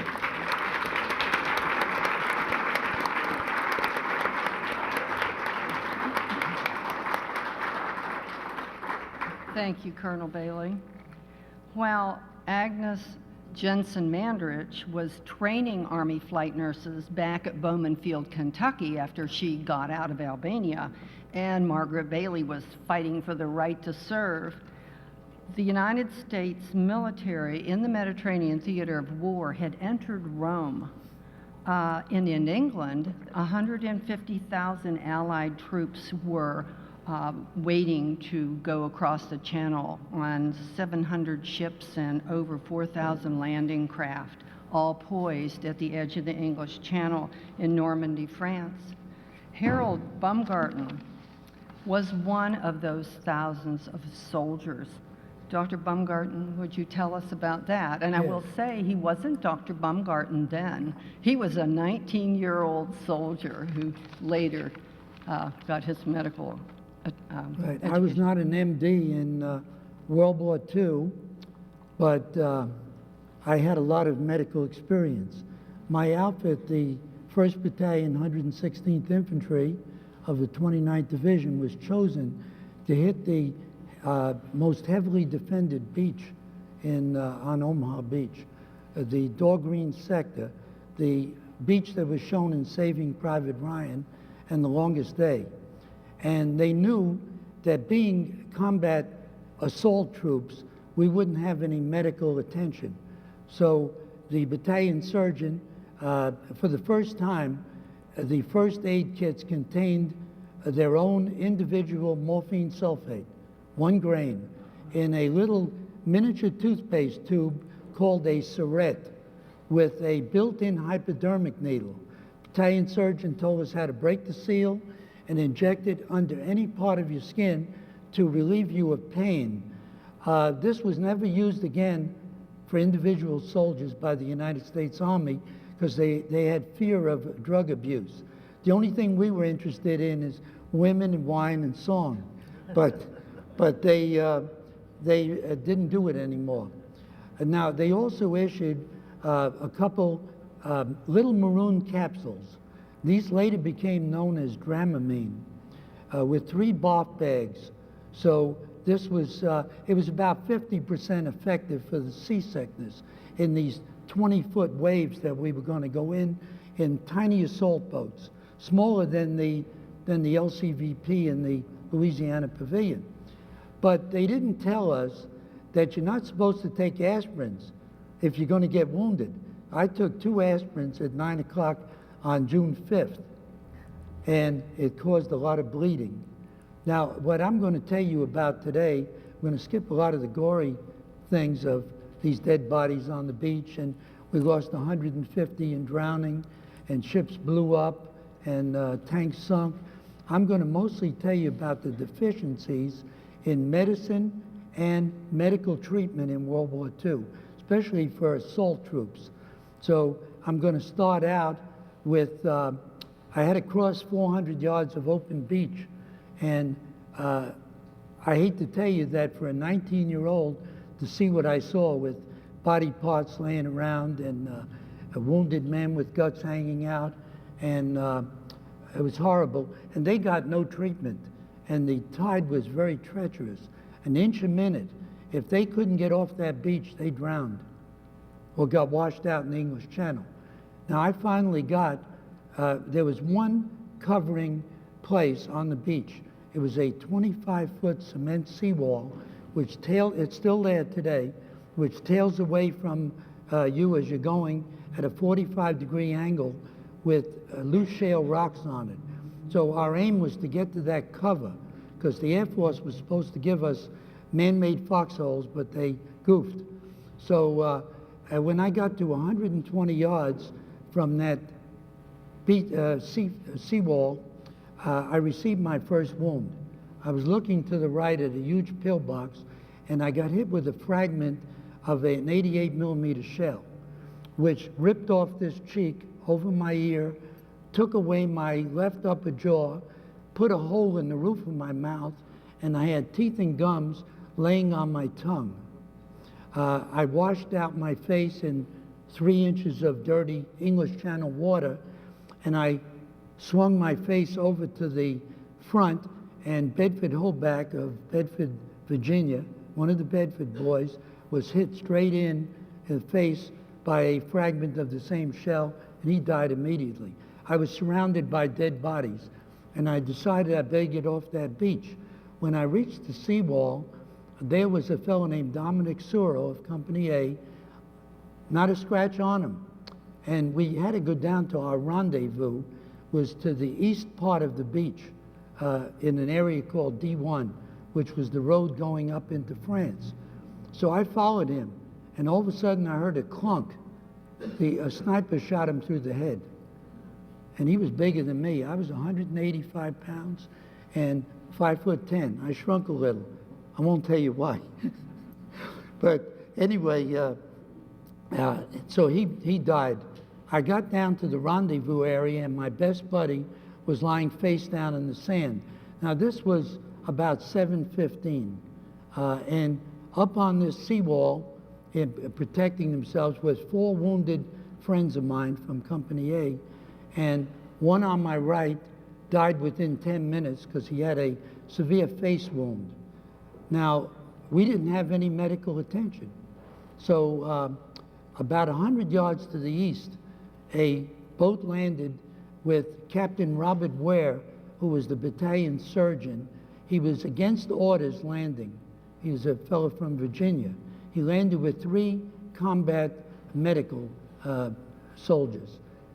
3 of them got killed, shot right through the head by snipers. Only 1 survived. He came down the beach and he leaned over me with all the shells coming down. The greatest hero of D-Day, Cecil Breeden of Deer Trail, Colorado.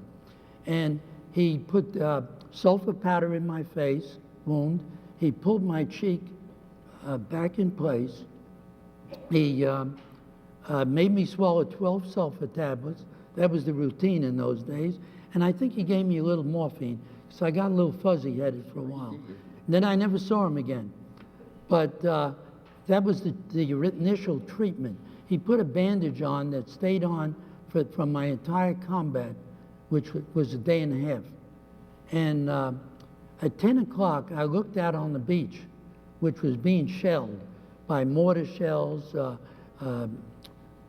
machine gun fire, all kinds of artillery shells. And I saw Sergeant John Fraser laying there, and he couldn't move. Both legs had been shattered. So I ran out instinctively to get him.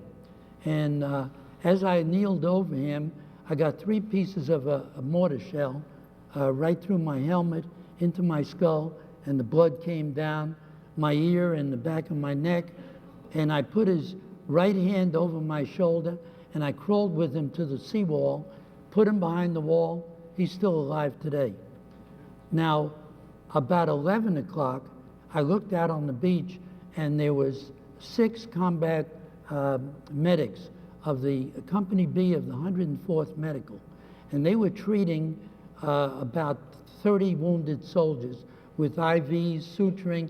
They were under sniper fire, even though they had Red Crosses on their helmets. They were under the command of Dr. Joseph Shelley of St. Augustine, Florida, who's still alive. Anyway, they told us, the walking wounded, the ambulatory, they said, why don't you run down the beach to St. Laurent-sur-Mer, that's about where the American Cemetery is today, and we'll evacuate you. But we got together and we decided, we saw all our dead buddies, we weren't going to surrender that beach to the Germans. So we became the walking wounded, 12 of us. We went up the cement seawall, we went up the 100-foot bluff, we turned towards the west, and we took on 2 German positions. And we were very successful, but by 5 o'clock that afternoon, there were only 7 of us left. We got up to the top of the bluff, we crossed the beach road to a big hedgerow. We figured that was going to be a safe place for us. Meanwhile, we didn't see any more 29th Division people. We were all alone, 7 of us. We crawled up to this hedgerow, and I felt a stinging feeling in my left foot. And when I got against the hedgerow, I was shot by a castrator mine. Instead of the bullet going between my legs, it went between my toes. And I had a hole in the top of my shoe and in my legging. I pulled off the shoe and I dumped the blood out like water from a vase. I pulled off my sock. I put on a beautiful bandage with sulfur powder, and just then shells came in. And I dove for the safety. I pulled the shoe up with the bandage off and dove for safety behind the hedgerow. Now, I had had my big toe split in half. My second metatarsal was gone. My third metatarsal was a compound fracture. Now, we stayed there until 12:30 in the morning because we felt safe. But all of a sudden, a lot of shells came in. So we decided we'd cross the road to a big ditch on the other side of on the northern side of the beach road. Beach road runs east and west, runs all the way to Pont de Hoc, where the Rangers landed. That was our mission, to free those Rangers. We never reached it. Anyway, as we crossed the road, there was a machine gun 50 meters down the road to the west, and we were ambushed. So my buddies were all mortally wounded. I dragged behind because of the foot. I don't know how I was able to walk, but when I finally got to the ditch, I fell on top of two of them.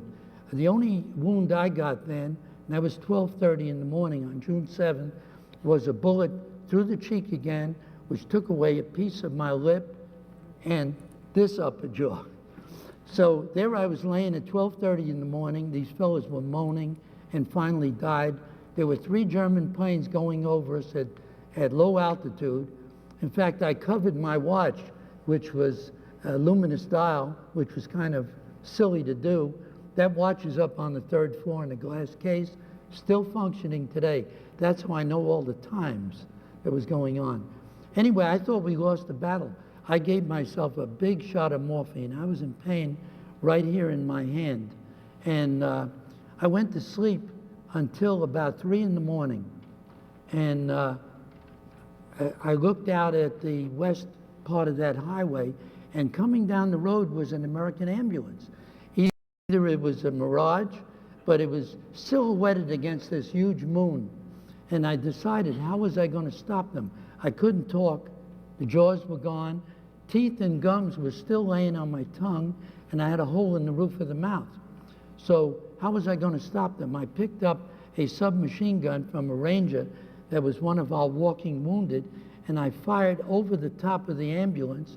2 frightened GIs came out, and they sized up the situation, and they said, "Can you sit up in the ambulance?" Which I thought was kind of silly at the time, but I found out that it was stacked with wounded. They had been fighting ahead of us while I was in my morphine sleep. So anyway, as they lifted me up, I remembered the blood coming down my uniform, not only from my blood, the blood of the people underneath me. They took us down to St. Laurent-sur-Mer on the sand. They put us out in stretchers, 12 of us. And they had 2 Army medical corpsmen, each with a Red Cross armband. And they gave us blankets, water, and they gave us morphine every 4 hours with a tag around our neck, tagging the time that they gave it so they wouldn't give us an overdose. Now at 11 o'clock, there were snipers up in the bluff, and they opened up at the combat medics.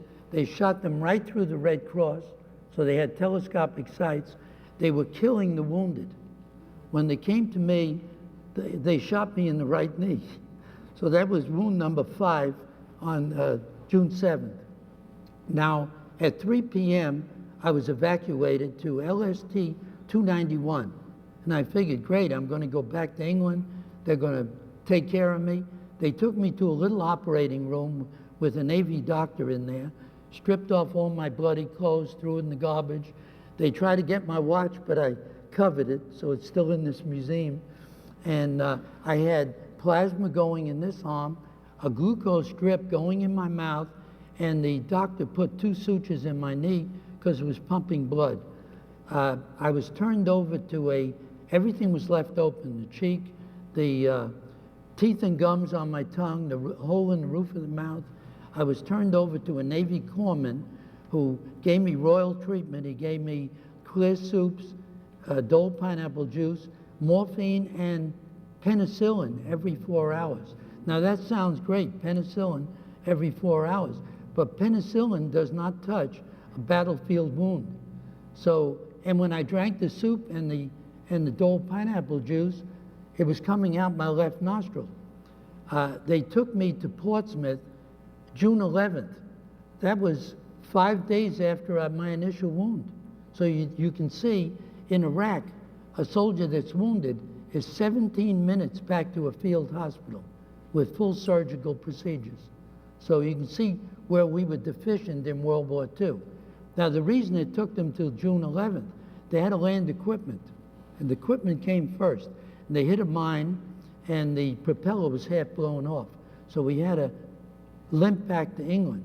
There they took me to a British Royal Navy hospital where the doctors were shocked. After they did lab work and x-rays, they looked at my foot, which was covered with green pus. bright green, shiny, which was Pius cyaneus or Pseudomonas aeruginosa, which is a gram-negative bacteria which is not touched by penicillin.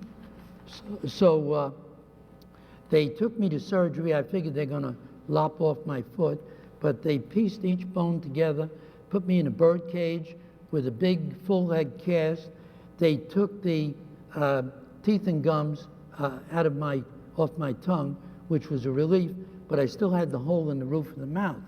The British nurses were excellent. I left there on June 24th to a 250th Station Hospital, U.S. hospital, and they took me with, incidentally, the British used chloroform for anesthesia. When I got to the American hospital, they used sodium pentothal. They sewed up my face originally, sewed up my lip, and I stayed there. Excellent nursing. U.S. nurses were great. They took me on July 4th to the 158th General Hospital in Salisbury, England, where they had to take my cast off because there was green pus coming out of my foot, and they had me soak in potassium permanganate 3 times a day. Finally, they put the cast back on. They were unsuccessful to kill the infection. Battlefield infections are hard to cure. Now they have gram-negative antibiotics that they use on the soldiers. I still had the hole in the roof of the mouth. They flew me back to the United States by way of Scotland, Iceland, Newfoundland, and they took me to Cushing General Hospital, Framingham, Massachusetts, which was a plastic surgery center. But we were too emaciated to operate on. I had lost 75 pounds. So I was down to 110 pounds. But by October, they had fattened me up. They gave me beer, chopped, ground up meat, and the nursing was excellent. Anyway, they operated on me and sewed up the hole in the roof of the mouth in October. November, I had plastic surgery, and you can see the job they did. They put steel plates in to replace the jaws, and but by January 45, I first got rid of the pus from my foot. February, I begged them to discharge me so I could go back to New York University, back to my studies. I had had 2 years of college. When I was 18, I joined them, the 29th. So they made me promise that I would go to a VA facility, which I did. In between semesters, I was getting operated on. And this went on up to the present. I've had 22 operations. The last one was August 2006, a bone implant up here in the roof of the mouth at the Gainesville, Florida VA. And that's the end of my story. Thank you.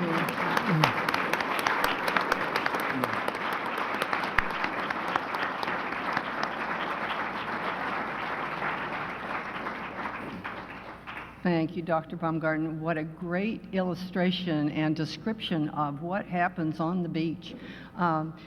Meantime, back in England, we'll jump back to just pre-D-Day. There had been a prototype hospital that had been in Tunisia and in the Mediterranean theater that really was a prototype when the war started. Well, they came back to England as the experts then on how to conduct hospitals under canvas, et cetera.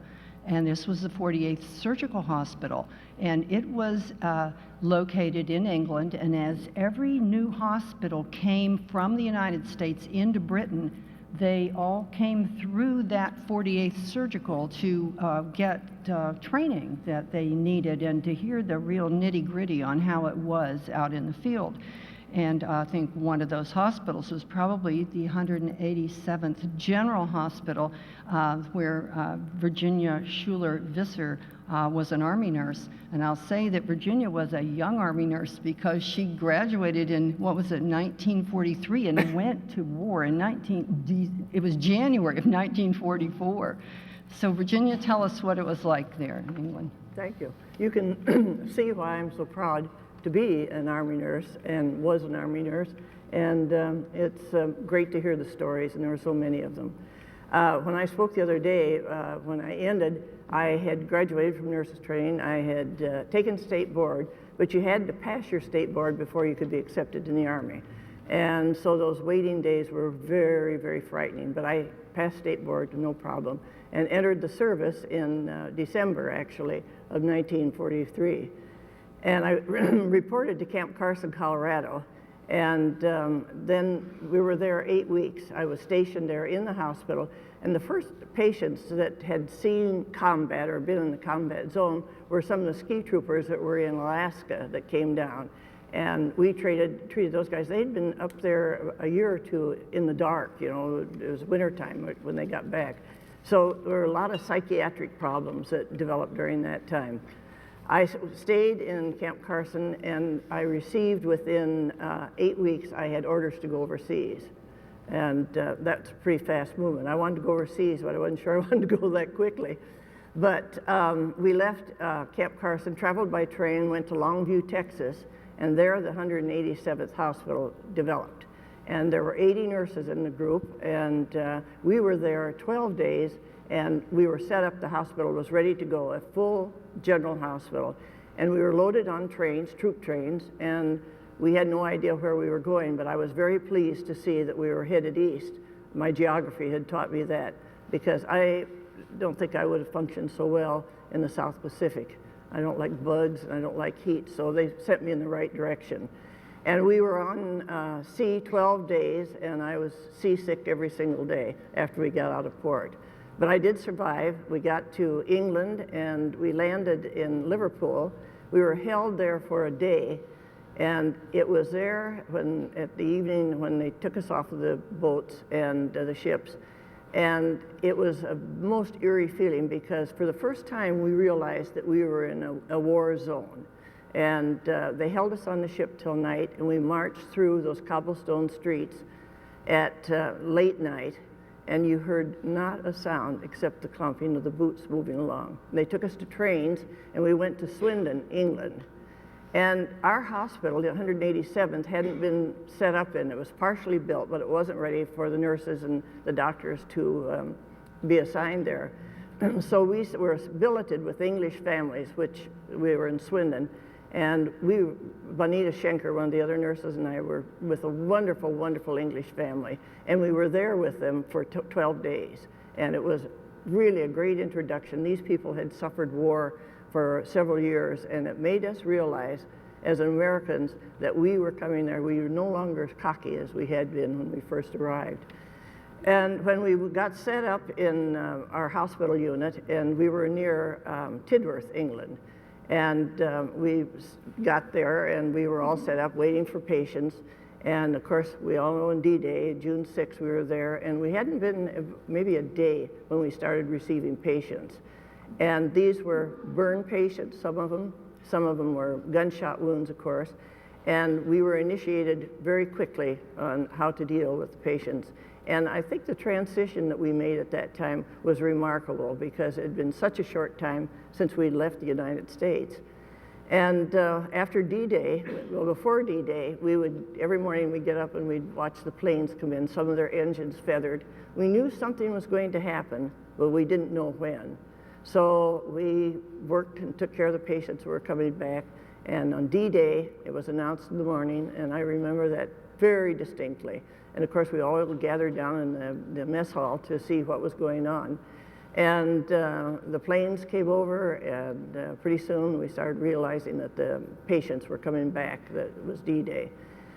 And I stayed there. That August, I received word from the Red Cross that my brother had been hit. He was a B-17 pilot, and so I had permission, and I was very concerned about this because we were very, very busy. And the captain that was in our unit, one of the doctors, and I said, I really don't feel I should go. And he said, Lieutenant, he said, Captain Rose died last week, and he said they didn't stop the war, so I think we can spare you. So I went up to see my brother on the back of it, or not on the back, but in a laundry truck to get transportation to go. He was up in Norwich, England. So I spent 3 days with him before they sent him back to the States. It was about this time that fall that things were starting to let up in England. So they asked for 80 volunteer nurses to go to the continent. They needed some nurses for the evacuation hospitals. So Doris Thomas and I volunteered to go. And we went to England. We were held up there because you remember when Glenn Miller's plane went down. Well, we were in England that time. They got us up every morning at 5 o'clock. We'd go out to Heathrow, couldn't fly. They'd bring us back. All our clothes, all the clothes we had were what we had on our back. And we were billeted in a cold running water apartment building that had been bombed at some time. But we survived, and I think it was on about the 5th or 6th, maybe 7th day that we finally were able to fly out, and we got to Paris. We flew from London to Paris, and London was lit up, and they had white bread, and it was wonderful to be in Paris. Then we were assigned to the 36th General Hospital, which was near Dijon, and there I was assigned to a prisoner of war camp. And we had the Germans that were there, nice patients, very, docile individuals, very happy to be out of the war. And so during that time, and then our orders came that we were to go to join the 2nd Evacuation Hospital. And so we started out, and Doris Thomas and I, and all we had was our orders, our transportation. We were to look at train, truck, whatever.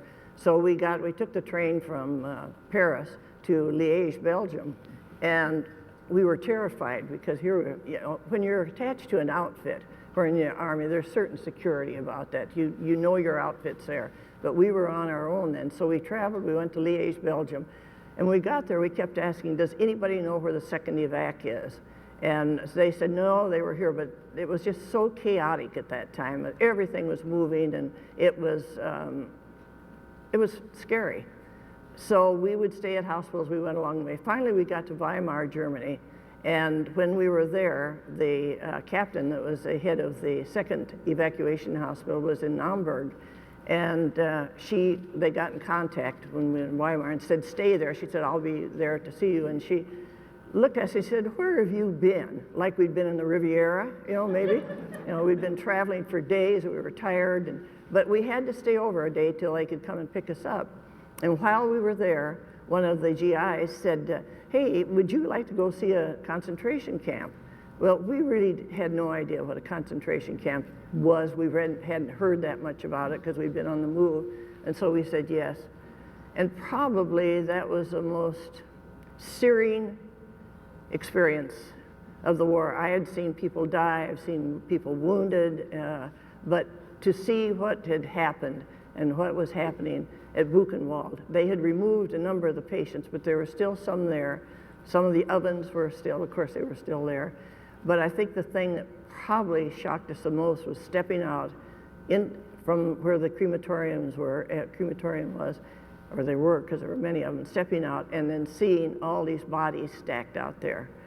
And almost instinctively, my friend, Doris Thomas, and I held hands, and I don't know why, but we just needed the comfort of one another because it was a most searing experience, that's all I can say. But then we went back the next day, and they picked us up, and we went to the 2nd Evacuation Hospital, which was in Weimar, which was not too far from Leipzig. We hadn't been there too long, and then the Russians had taken over that territory. Germany was divided up, the Russian, the French, and the American territory. And so we were in the Russian territory, and we had to move out of there. We moved to hospital and patients within 2 days. And we were moved back, and we were in tents then set up out in the country or out in the fields at Gießen, Germany. And we were still receiving patients. The war was starting to wind down, but we had lots and lots we were still receiving some casualties because the war hadn't stopped. And I think that all of you remember, well, the nurses that were there, when the patients were picked up out in the field, they had little charts that would list what the corpsmen had given them, or the medics had given them when they were picked up. And so it said, you know, they shot in the head, shot. We picked up one day when we were triaging patients, it said shot in the ass, and that's exactly where he was shot. But I functioned very, very well, and we moved on. Then from there, we were transferred to Stuttgart, Germany, and we shared a German hospital. All this time we were taking care of patients, burn patients. I think probably the burn patients were the most difficult to take care of. They had found that when some of the pilots were shot down over the channel, that they were healing much better if they'd been in saline. So saline water, salt water.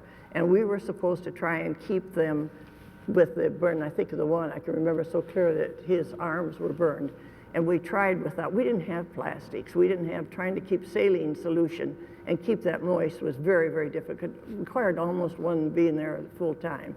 But he eventually was shipped back to the States also. Then we went from there to Fulda, Germany, and we were also in an evacuation hospital. We were treating lots of patients with many things. I think probably one time when I had the most traumatic realization, I guess, of maybe war treating patients was when we were in Fulda, because you just realized that all these DPs were coming, displaced persons were coming through, and they were French, they were Dutch, they were German, not German, but Americans, and being treated that were coming through that had to be separated and found their home. I don't know how they ever were able to do that. I think the American Red Cross did a remarkable job at that time, getting these people back. You hope they all got back, because it was just tragic. We'd get some of the patients, they'd be so terrified, you'd try to treat them and they'd be clutching whatever small item they had, and they were frightened, and we couldn't speak their language in many cases. Sometimes we had interpreters that could speak several languages, but that wasn't too often. And then I was in Fulda. By the way, I met a very handsome captain, and I think it was when we were in Gießen. I know it was when we were in Gießen. But he came up, and John Visser was his name, and he came when I was in Fulda. He came up to see me. He had gotten a leave, and he was up there a short time. And transportation was almost impossible. And so he left, and he was there. I was on night duty then, so he sat up, and all the patients loved to talk to one another, particularly somebody that had been in combat, which John had. And so we were there, and the next morning I got off duty, and he had to head back. He left about 10 o'clock, and at 12 o'clock that day, I received my orders that we were to be in Marseille, France, by the next day. Now, this is almost humanly impossible. We had 900 miles to drive to get back there. There were 8 of us that were on the road on the back of a 2.5-ton truck for 900 miles to get back to Marseille, France, which we did. We got there and we'd missed the boat. It had left the day before. So then we were assigned all sorts of, collecting money, making sure it could keep us busy because there was no hospital there. So we were there, and I think we were there probably maybe 10 days before we were able to get a boat to get back to the United States. And we sailed back, it took 13 days, and we hit terrible storms. And I was as sick coming home as I was getting overseas. But I think through all this experience, and there are so many stories to tell and so forth, but I think that I developed a great appreciation for individuals and the courage. And I never saw one patient, and we saw lots of patients that were badly wounded, ever really complained. And usually the first question they ask, do you know where my outfit is? Do you know what happened to the rest of the guys? And of course we didn't, because everyone was separated. But I think the experience taught me caring, certainly, taught me an understanding, and I think my friends could all speak to that, and the fact that we were a part of something that was very important, and we did the very best job we knew how to do. Thank you. Thank you.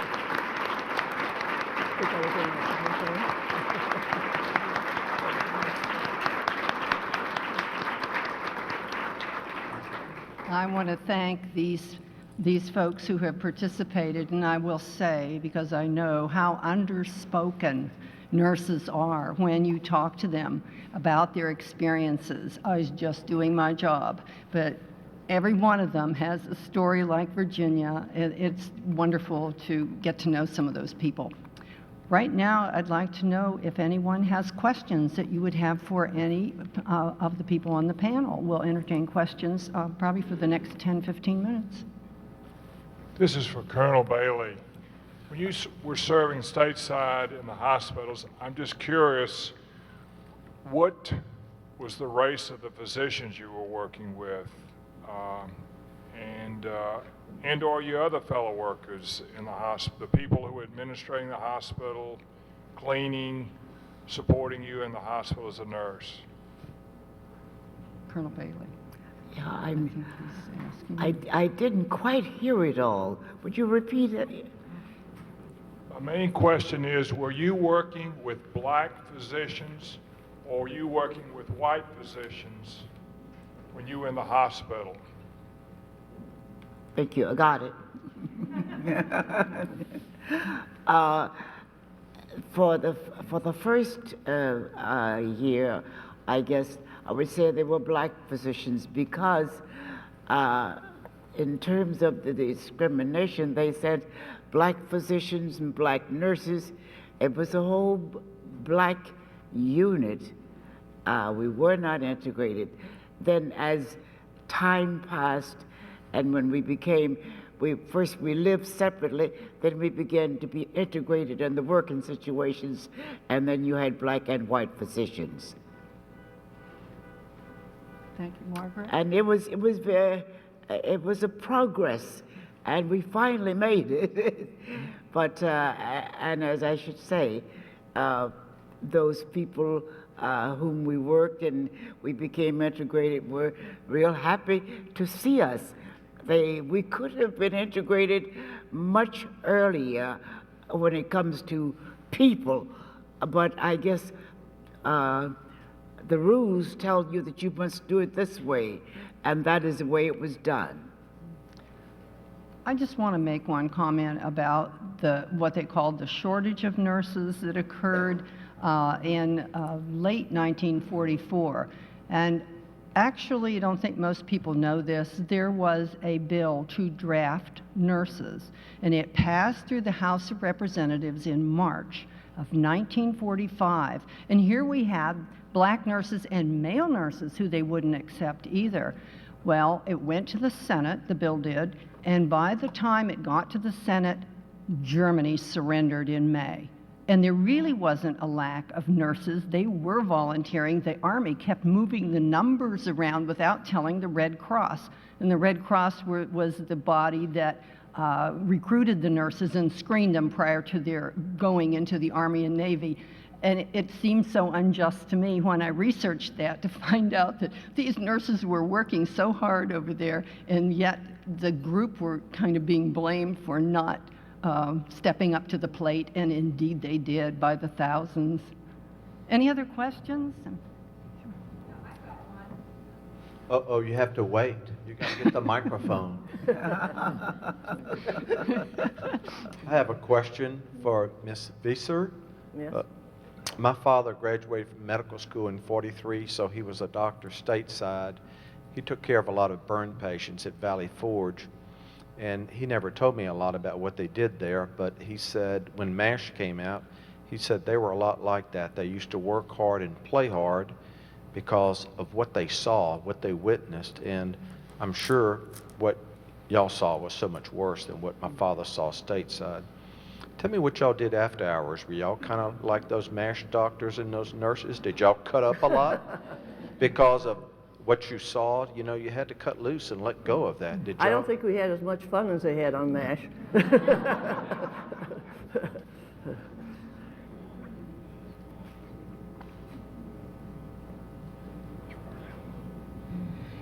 Hi. For the two of you who were serving overseas, did either one of you have any trouble readjusting to life back in the States? Any trouble adjusting to life that they came back home? Agnes, would you like to take that question? What is that? About your... What did she say? She wanted to know if you had any trouble adjusting after you got back to the United States. Not particularly. I think I wasn't gone long enough. Yeah, one thing that confused me was some of the songs I'd hear on the radio. I thought I certainly haven't been gone long enough for the language to change. Like Mersey Dotes and Dozy Dotes. I had to listen to that over and over again. No, I don't think I had too much trouble adjusting. I was glad to be back, and I was glad to be over there, too.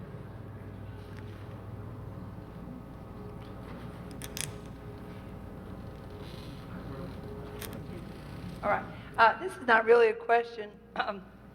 As a nurse who went to school 15 years after you did, I guess it is a question because do you know how much we appreciated what you had done for nursing ahead of us? You served as our role models. You set an example for us. You accomplished things that showed the independence of nursing that had never been accomplished before. And so you've set a framework for those of us who went on to become nurse practitioners and receive doctorates in nursing. And I just want you to know how much we appreciate it. Thank you. Thank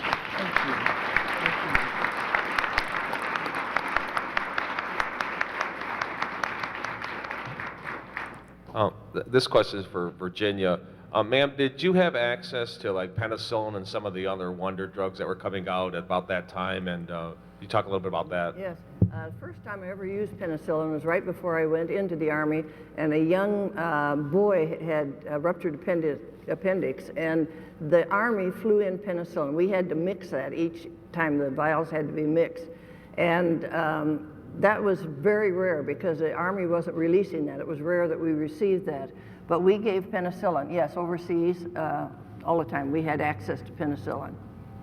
Does that answer your question? Yes, ma'am. Yeah. I had two questions to all the panel. How did you all take care of the shell shock or the people that were stunned? Or there's a story about Patton getting upset with one soldier who was sad or depressed. How are these patients taken care of? And the second question is, how are people who had hepatitis or had some other medical illness, how are they taken care of and then returned to the battlefield if they were well enough? Well, our patients that we had that were treated, they tried to get them back on the line as quickly as possible. And the patients that we had that, I can't remember the first question you asked, that suffered from, what did you ask, shell shock, as we call it. Those patients were usually sent back home as quickly as possible if they could get, because we really didn't have the facilities to take care of them. At least that was the case in the hospital in which I served, in the 187th General, before I went to the continent. But those patients were taken back to the States as quickly as possible. I could speak to the early part of the war on that. The battle fatigue or neurosis. And in the Mediterranean theater of war, it was really the learning curve for medicine and nursing. And there was a Captain Hansen, who was a psychiatrist, who was assigned in the Mediterranean theater to experiment to figure out how to deal with a shell-shocked soldier's heart. You know, it's been in every war that we've had. And so what he did in that case, in his experiments, he would, they'd take the soldier and give them a lot of barbiturates. They'd get them up enough to feed them and toilet them. Then they would give them barbiturates again. And for a couple of days, they would just rest, but they weren't far behind the lines. And then the one nurse we interviewed told us that this was in the Mediterranean, that she assigned her best-looking, gorgeous nurse to this group of patients. And so this woman was not afraid when the bullets were flying. This was in Tunisia, and the bombs were dropping. These guys would wake up and see this red-headed nurse who did have no fear, and they were well-rested after that. And many of them could go back back to the lines. But Virginia's right. If they really had a bad case, they couldn't. Dr. Baumgartner? Yes. When I was at Cushing General Hospital, there were some wounded 29th Division men, and some of them, they weren't called shell shock, they were battle fatigue. They locked them up in a ward, in like a prison, and they marched them around, and some of them were in bad shape because they were not with it. But the best thing I found out is if you had a bad dream, you didn't tell anybody about it, because they put on your record that you were psycho, you know, or Section 8 they used to call it. It would ruin your whole future career. So I kept quiet. If I had a bad dream, I didn't tell anybody. Being a psychiatric nurse, we did receive quite a few patients back, and I'm pleased to say that we treated them well in the Army. I would prefer being treated in the Army as a psychiatric patient because we did a much better job. I had a chance to visit a civilian hospital, and I saw them sitting in the corners and nobody doing anything for them.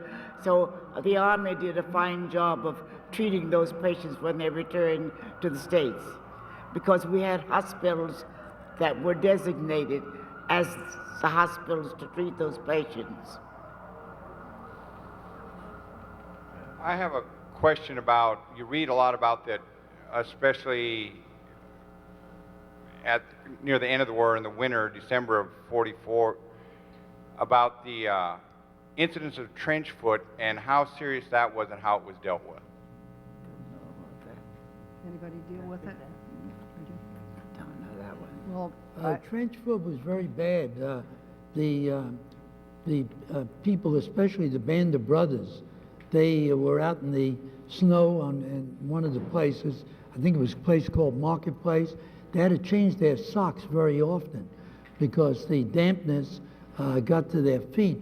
And a lot of these people couldn't walk too good. They had the toes amputated, so it was a serious thing, especially at Bastogne, where the Battle of the Bulge.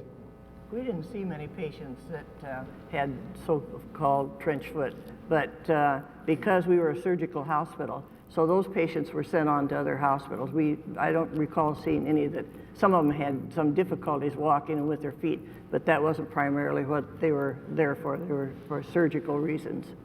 I had mentioned the learning curve that occurred in the Mediterranean theater, and that was one thing we saw in the Mediterranean was trench foot, because of places like Anzio, Beachhead, and places that had water that was standing, and the soldiers would be in the foxholes and they would get trench foot. And they figured out how to deal with it then, was teaching them to take care of it. It was foot hygiene and dry socks and all.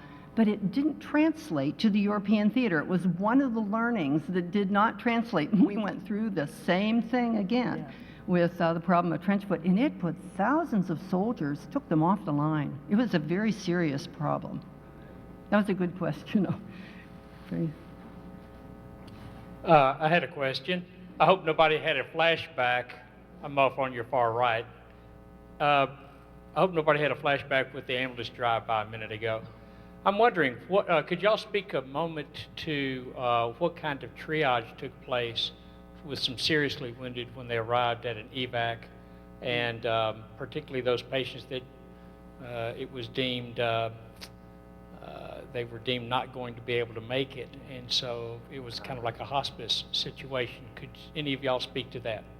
We didn't, the patients that we had that came back, so many of those were not, they were sent way back if there were problems. We dealt with the ones that had to be operated on at that time, and with the surgical, and we really were supposed to be a chest hospital, but we received all sorts of patients after D-Day because the rate of patients coming in was so great that we took care of whatever there. But we didn't, as I said before, medical issues were sent to other hospitals. Does that answer your question? Dr. Van Parken, go ahead. On the LST that I landed in Portsmouth, England in, they moved us all into the garage of this huge LST, and the medical officers walked down the line of the stretchers. And the British, he pointed his swagger stick at me. And They put you wherever they thought the best place to treat you was. Well, various hospitals in England, some were assigned as chest hospitals, so they tried to get the patients when they came back. This was the beginning, when they first came back after D-Day, to try and get them to sort them out, triage them, so that they got to the correct hospital. Now, this wasn't always possible, but that was the goal, to get them to the hospital. If it was a chest hospital, whatever, you know. Burns, we did have some burns, a number of them that were very bad, but they were handled very quickly there. Okay, well, thank you. We're out of time, and thank you very much to the panel and to the audience.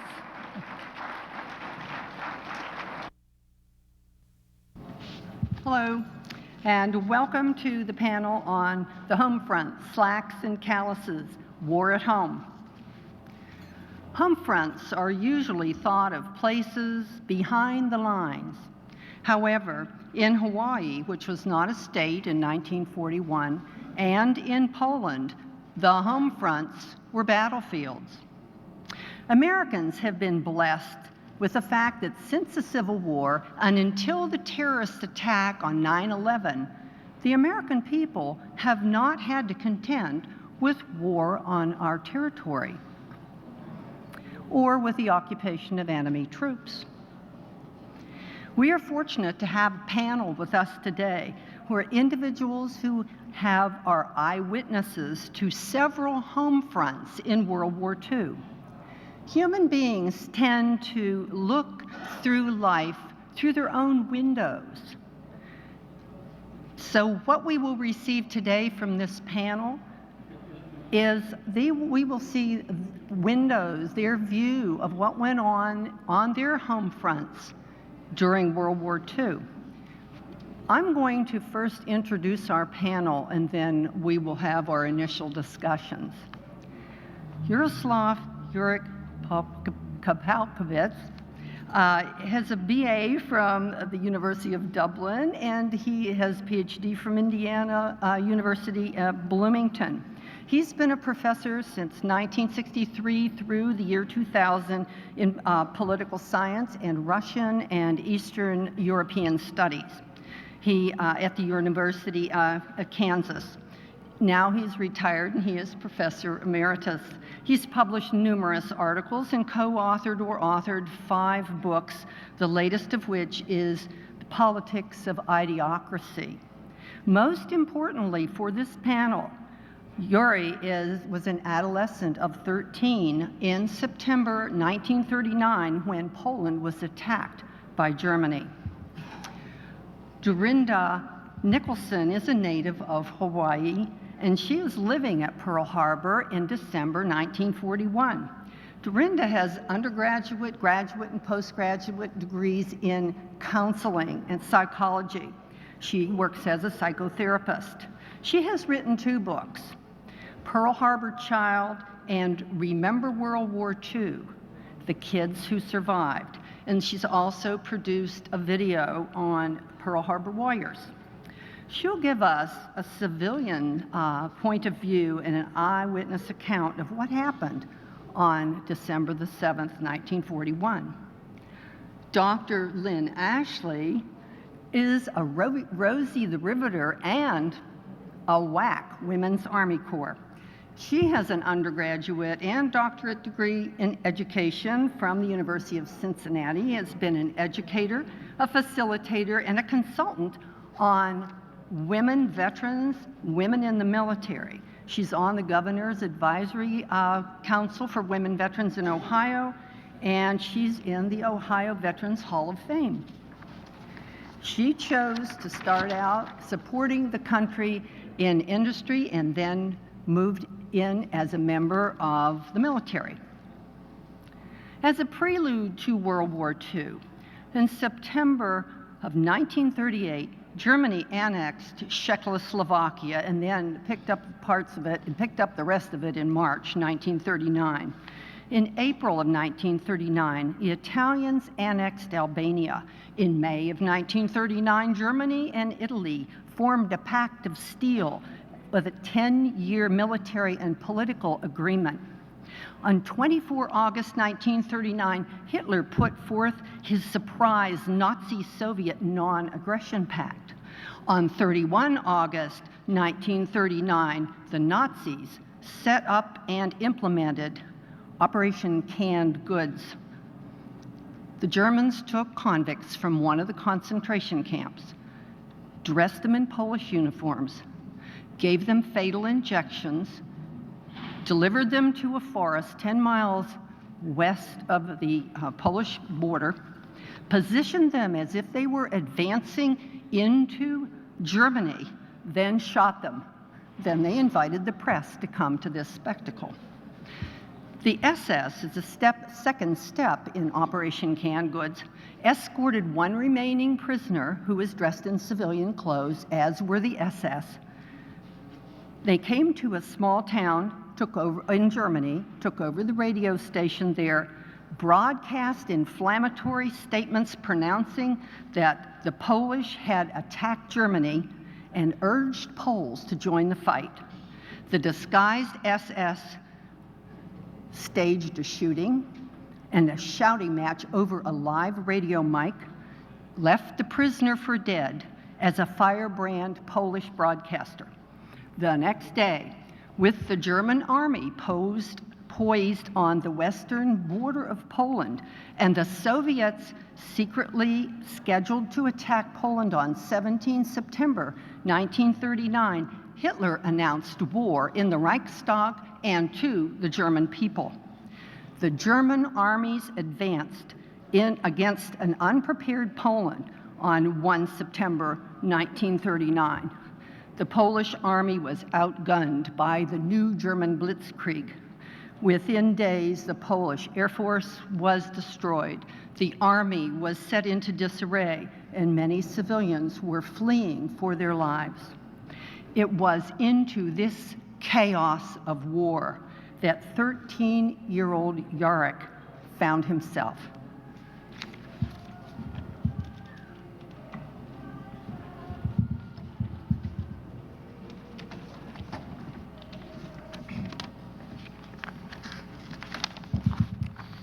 I believe I have 12 minutes. Yeah. Well, thank you very much, Madam Chair. That reminds me of my beginning of my academic career when I was sent by Indiana University to a Baptist church in southern Indiana. And I was introduced by a pastor who said to me, tell us all about the Arabs in 10 minutes. So I'm going to talk about, I have 11 minutes left, about home front in Poland, starting from September 1, 1939. And that was very different, I think, to home front in the United States. Poland was invaded and occupied. But starting with the summer of 1939, already my family was under the clouds because my father was dying of cancer. And in the middle of August, he died. So we were all very despondent, even before the war started. Now, the war started at September 1, and I was 13 years old, and trying to really contribute to everybody, I jumped from a pear tree and embedded, I love that term, embedded, 5 pieces of wood in the instep of my left foot. Now, they couldn't take me to a hospital for surgery because the hospitals were a favorable target of the Luftwaffe. So I developed high fever, and I was in a point of losing my leg.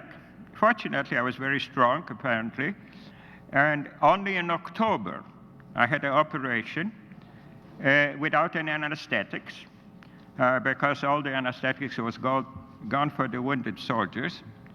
And at that time, I didn't say a word. But now when I say that, when I talk about it, my foot is hurting very badly. After we came back from the vacation was at my grandfather's estate. So after that, we came back to Warsaw. And I want to talk a little bit of the families, Polish families at that time. Now, I come from upper class, well-to-do family, Polish family. But my mother was a widow. And just imagine that all our wealth, all we had, just disappeared with the German occupation. My father's very good pension was gone. His life insurance, we could live very well on his Prudential Insurance Company life insurance. Everything we had in the bank, stock, bonds, everything was gone. So my poor mother was left with basically nothing to take care of 3 children. And here I want to pay homage to Polish women and women in occupied countries of Europe, because they were really the heroines. They were left like my mother with really no preparation for that type of work, when the husbands were either killed in the war or they're having good time fighting, you know, flying planes and this and the other. And the women had to work very hard to support their families. But let's go back to me, because this is memory, my memory. When we came back to Warsaw, my mother baked cakes, and that's how we supported ourselves. My brother and myself cycled around in winter, delivering them to different restaurants and coffee houses. Now, one day we were cycling along the Vistula in front of our apartment house, and we saw there was a railroad line down on the embankment, and there was a coal train standing there. Now, we saw a German policeman beating a young boy about maybe 6 years old, with the butt of his pistol on the head. The boy was most likely picking up coal, because it was a very cold winter. So we shouted to him to stop.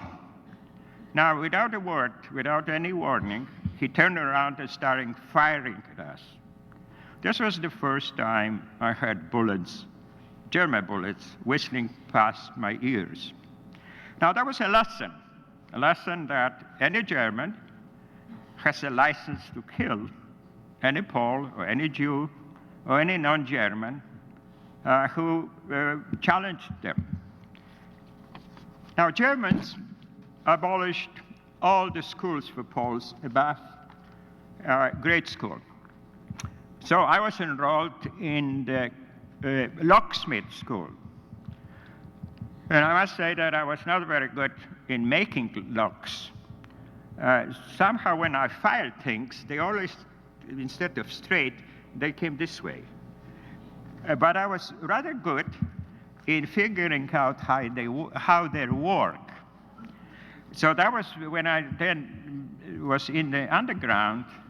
I was very, very useful, because I could open any lock. As a matter of fact, my fingers are still, well, a little old, but I can still manage opening locks today. Then my mother was struggling to feed 3 of us, and I was the middle child. So she decided that she has to send me away, and I was sent to live with my grandmother and my aunt in Biała Podlaska, which is a city, a middle-sized city, about 200 miles east of Warsaw. And the life there was much easier. There was plenty of food, which was not the case in Warsaw. And generally, we had a good time, despite the occupation. I was enrolled in commercial school. It was kind of a high school, but commercial, preparation to be a bookkeeper for the German masters. But the teachers, because of the subject matter, taught us other things, so I was interested. And I always sat in the front row.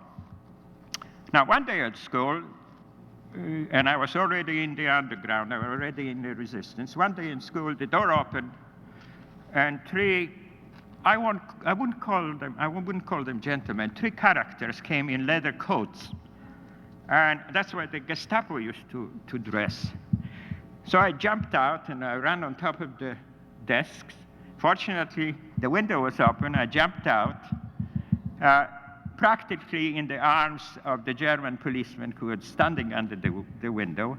But he was so surprised that he didn't take anything. I jumped over a wall, which is about that high. How I jumped over, I don't know. Then I ran, and I think that Olympic records were nothing, that I ran much faster than that. When I rounded the corner, I heard a shot. Obviously, after that, I could not go home. So through my relations, I traveled back to Warsaw, where my mother was living. Now, in Warsaw, she was already very involved in the underground, in the resistance. So she got me, first of all, in the underground school, high school. Secondly, she got me into freshly organized company of the underground infantry. And thirdly, to protect me, she got me into Warsaw Fire Department. Now, fire department may not be significant to you, but I had a uniform which looked very much like a police uniform. If you think of New York, fire uniforms, police uniforms are very alike. And also, Germans respected uniforms. And that permitted me, when I was carrying a gun, when I was doing all kinds of illegal things, I always wore a uniform, and the Germans just let me pass. The other thing I had a night pass. And at that time, I fell in love twice. And the night pass, despite the curfew, was very helpful in my life. All right. How much time do I have? About 2 minutes? Yes, please. About 2 minutes. OK. So quickly, from that Poland home front, in August 1, 1944, we started an uprising against the Russians, against the Germans.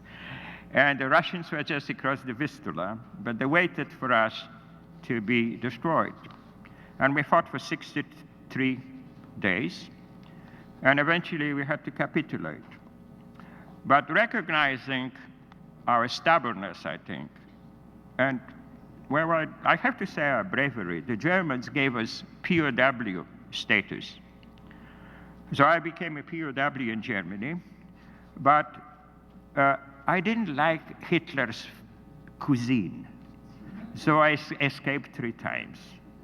And the 3rd time was lucky, and I was liberated by Patton's army, for which I will be always grateful. Thank you.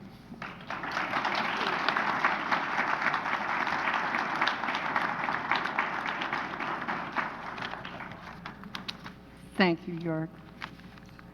Meanwhile, in the United States, America supported the British through the Lend-Lease program while maintaining an isolationist position on the war that raged in Europe. Halfway around the world from Poland, Americans were stunned and horrified when they learned that the Imperial Japanese had, without declaration of war, attacked the United States at Pearl Harbor on 7 December 1941.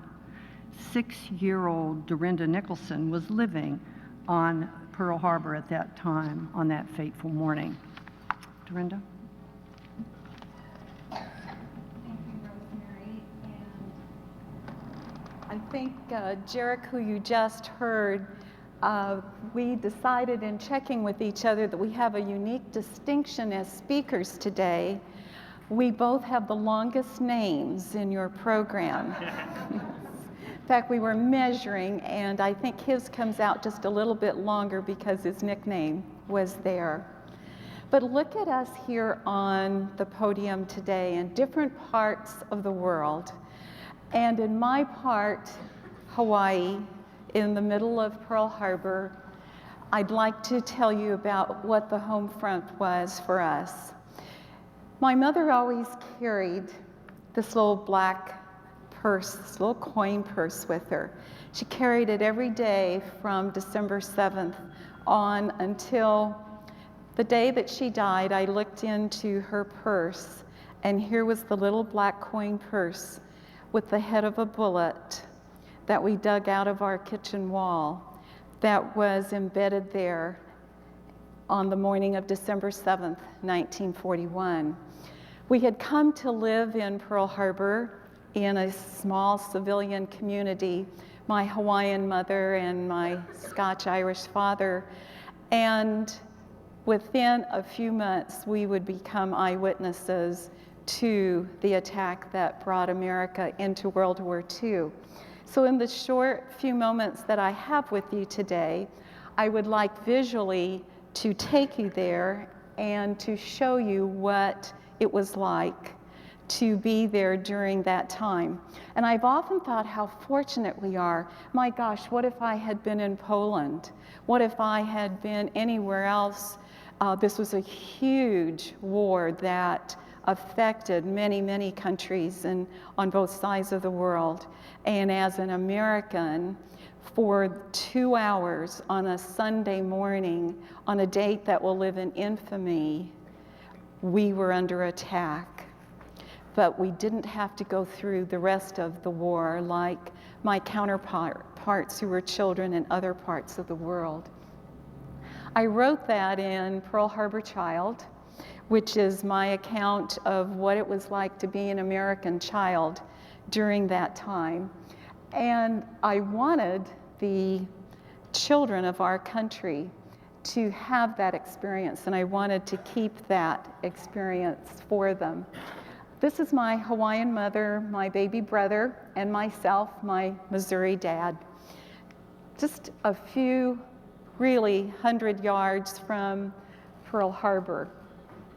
On the island of Oahu, America had chosen the island of Oahu because of the very natural harbor called Pearl Harbor, which would house our troops and our ships. And in the middle of the harbor, on that Sunday morning, these are the way the ships were positioned. And Pearl City is where we lived as civilians. Just right, actually, in the direction of where the airplanes would come that morning. Hawaii in the middle of the Pacific Ocean. How could anyone actually travel that far? Look how far we are from the coast of California.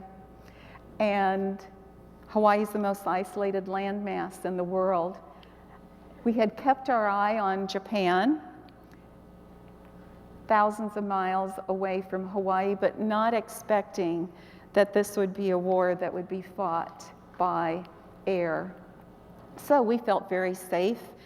We certainly had thousands of men and the ships and equipment it would take to take care of any war that would happen. Because of having written what it was like to be a child during this time, I was able to meet World War II veterans. And those of you who were fortunate enough this morning to hear the opening panel, you were able to hear Zenji Abe, who was in the second wave of the bombers that came in that morning. And I'm very pleased to have his daughter and son-in-law, Nami, and Kuroji here with us this morning. From the decks of the Akagi, Mr. Abe put on his flying suit. He said he chose his very most favorite one, and he laid them out, and he chose the khaki-colored one, and got into it, went down below deck. He said he shaved. We got to have lunch together today, and we asked him, what did you do that morning to get ready? And he said he went like this, shaved as he was getting ready to come in and climbing into his aircraft that would bring us in to the islands, the crew with their hats off waving to him, and coming in to the Hawaiian Islands on that December 7th day. My dad and I were standing out in the front yard, and what we saw were the torpedo bombers. They were coming in at a very, very low altitude on their final descent to the waiting ships in the harbor. And because they had to come in so low, and because the canopies were pushed back, we could see the pilots' faces very clearly. We could see the goggles that covered their eyes as they headed for the ships in the harbor. One of the ships that morning in Battleship Row was the battleship USS West Virginia. And on the West Virginia was a young Marine, just 19 years old. He was the bugler. And you can see him up there in the bridge of the West Virginia. Up there, it's 5 minutes to 8. We're going to blow call to colors, reveille, wake up. And out of the corner of his eye, he sees a lone torpedo plane coming in. And he says, I'm going to get the number on that airplane and have that American pilot court-martialed. It wasn't until a torpedo slipped out of the belly of the airplane into the water, staying up high and into the side of the West Virginia, did he realize that we were at war. Zenjay, Mr. Abe, and myself would later become friends, some many, many years after our paths first crossed at Pearl Harbor. The civilians who were killed on December the 7th, these are examples of friendly fire. Friendly fire, one of the sad things that always happens in war. You're not able to avoid it at all. In fact, when I go to schools, I think a 5th grader gave me the best definition of friendly fire. And he said, that's when two friends on the same side hit each other and you can't ever avoid it. And how true that was that morning as our ships were trying to aim back at the hundreds of Japanese airplanes that were coming in. But if the shells missed their target, if the timing device didn't go off, here came the shells down into the civilian parts of the community. So that the civilians in the home front, 10 to 11 miles away from Pearl Harbor, the youngest was 2 years old on the 2nd floor of the home here. These men were shipyard workers trying to get to their jobs in Pearl Harbor. They knew now that we were under attack. They knew our ships would need to be repaired. However, one of our shells came down as they were heading towards the harbor. Sugarcane fields are right above where we live. There's some hills above the Pearl City Peninsula, above Pearl Harbor, and my father put us in our car, 39 black Ford, my baby brother, my mom, and myself. And we went up into the hills, slid our car into the sugarcane fields, and then looked down at the harbor, wondered what had happened, what was going to happen. And this was when Dad turned that car radio that I told you about earlier today so that we could get some kind of information. Information telling us that medical, we needed you at the hospitals, military, please report to your bases.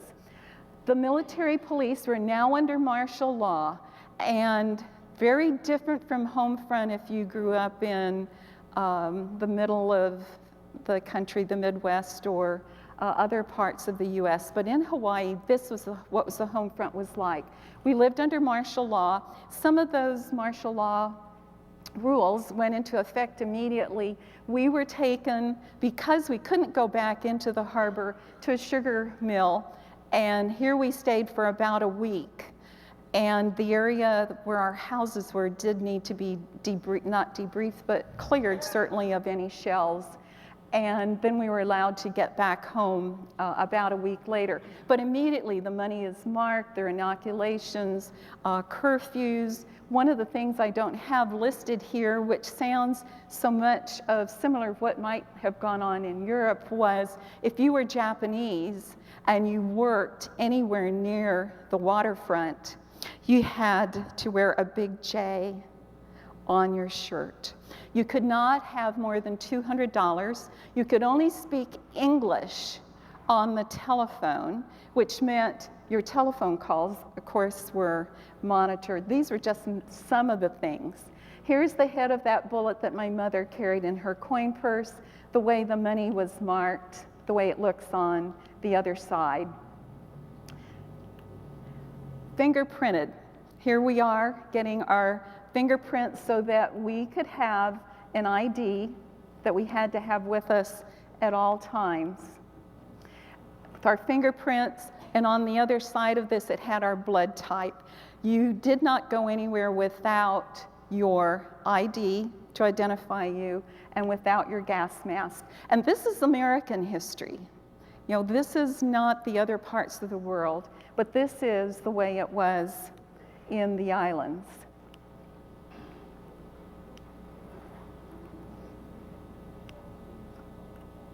The inoculations, we were worried about germs, and so the children were the first to be inoculated.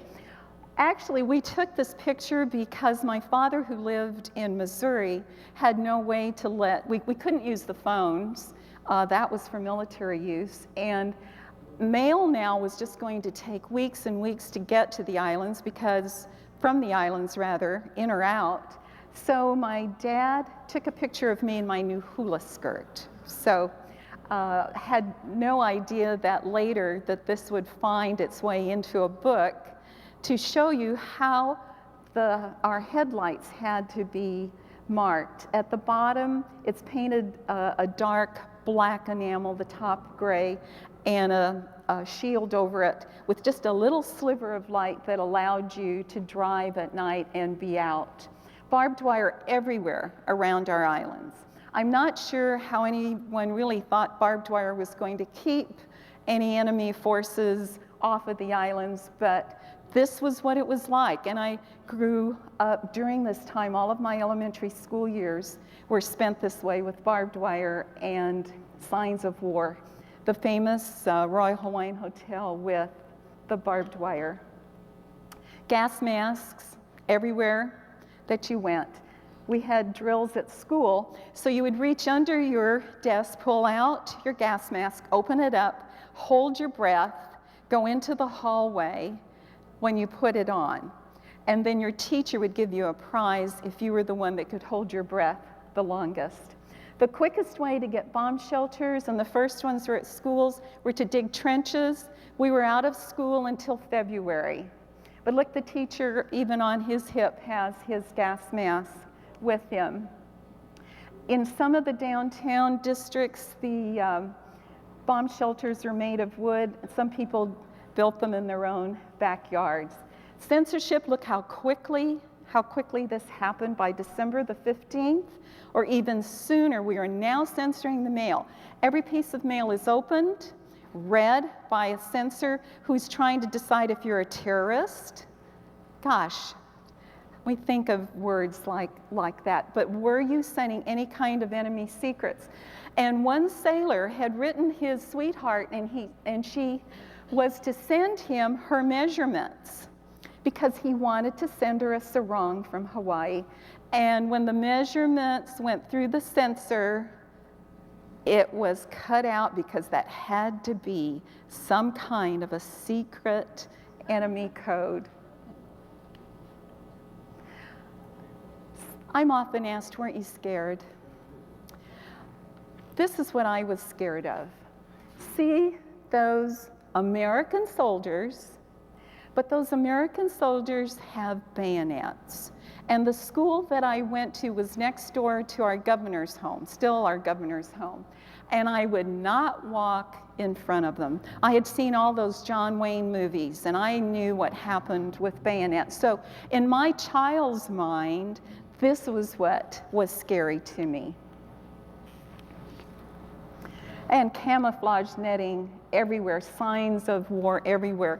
Because of where I lived, we saw even more camouflage netting as the military started setting up military equipment right around us. Hawaii is so isolated. I showed you in the map how far it is from California, how far it is from Asia.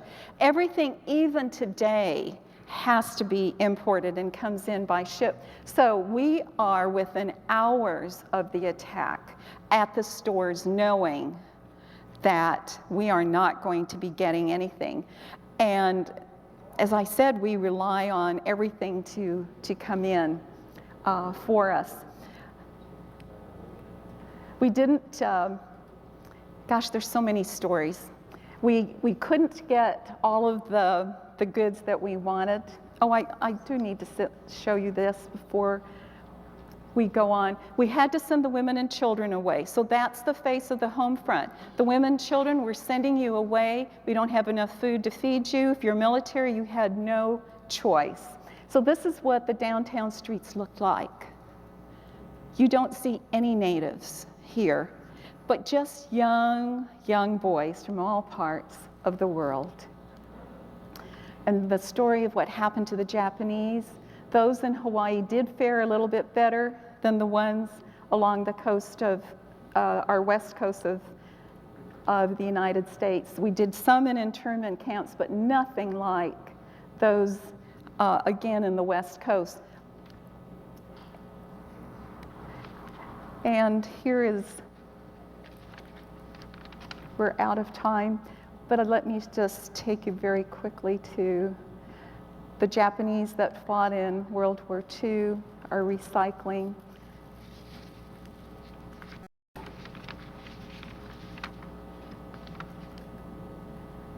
All of us recycling. The end of the war. Truman has announced it. Pearl Harbor, I remember how this looked that night. And my mission is to tell all of your children what it was like to be on the home front, certainly the children around the world. Thank you, Dorinda. You're certainly welcome.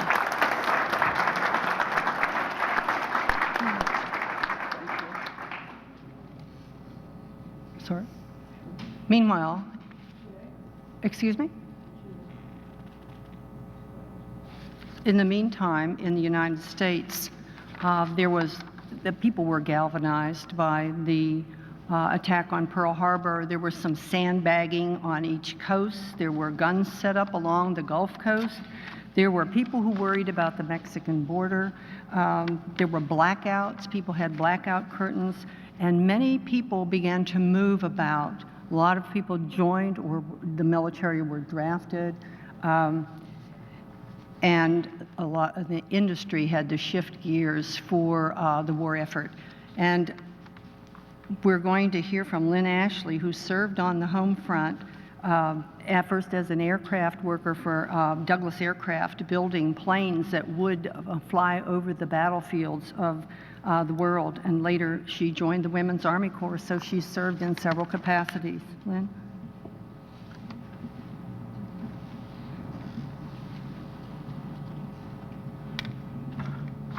Thank you.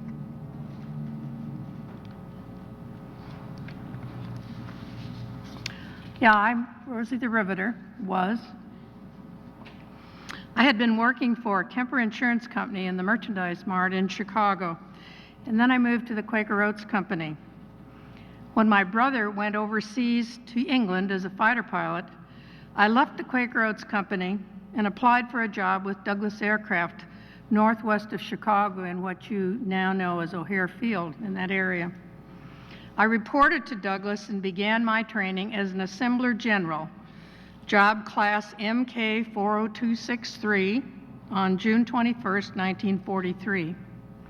I started as a riveter on July the 8th, 1943, with a base rate of pay at 60 cents per hour. I was self-supporting at that time.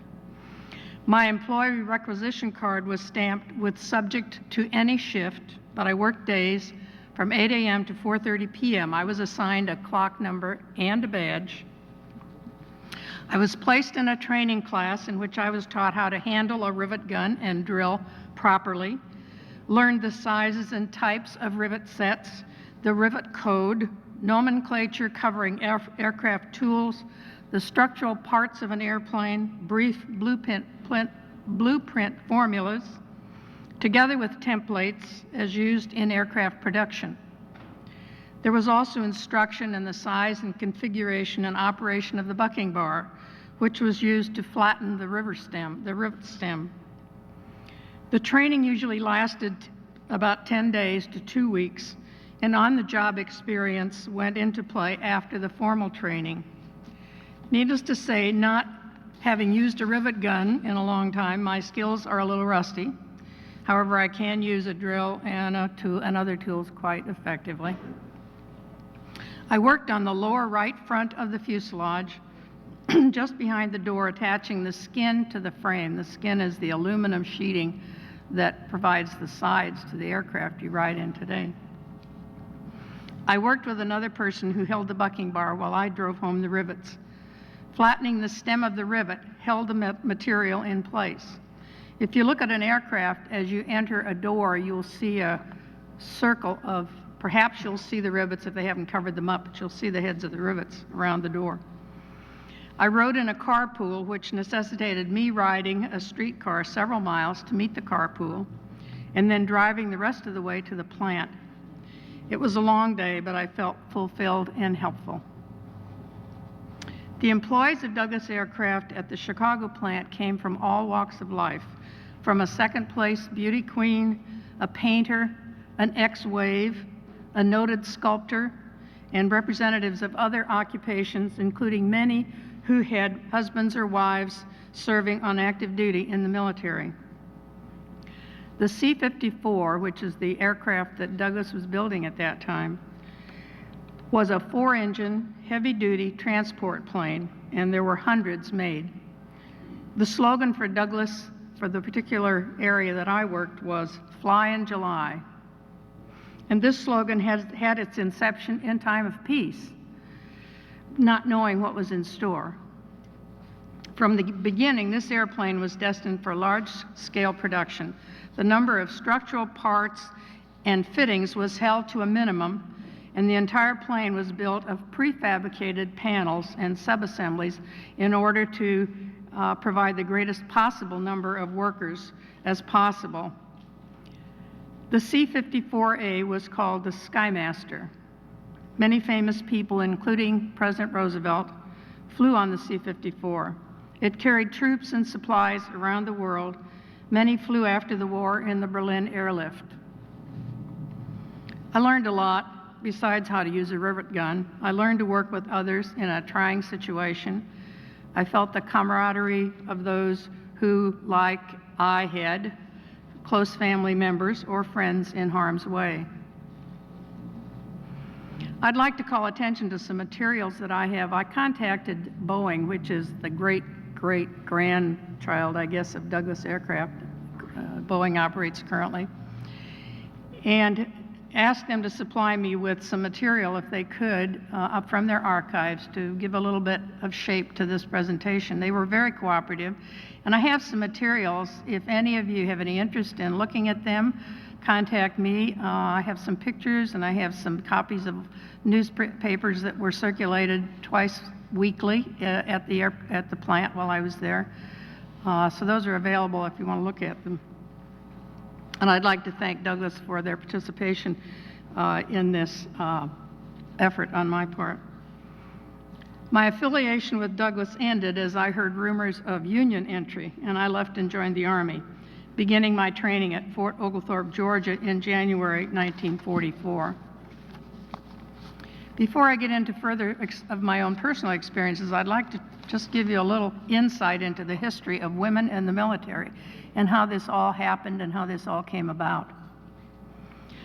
Our history as women serving in or with the military began with the United States War for Freedom as a Nation. Molly Pitcher, wife of John Hayes, a rifleman of the 7th Pennsylvania Regiment, had been dispensing water, binding wounds, and generally supporting the efforts of the men in that unit. When her husband and most of the unit was put out of action, she assumed the position as rammer, swabbing out gun barrels, loading and firing until the unit was relieved.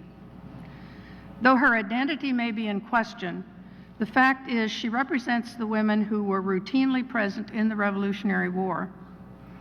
Other women, such as Deborah Sampson, to bypass current cultural views and military regulations, dressed as men and fought as men, going undiscovered until an illness or injury revealed their identity. In 1901, Congress created the first official link between women and the military with the establishment of the Army Nurse Corps. They served with no rank or equal pay or benefits. And in 1917, at the beginning of World War I, women were enrolled in the Naval Reserve as yeomen, which were generally clerical staff, to be followed by similar action in the Marine Corps and in the Coast Guard. Prevalent in the military was the belief that the military is a man's world and warfare is a man's business, not a fit and proper place for a woman. This trend of thought was reflected by the War Department, which had oversight over the Army, and by significant numbers of legislators.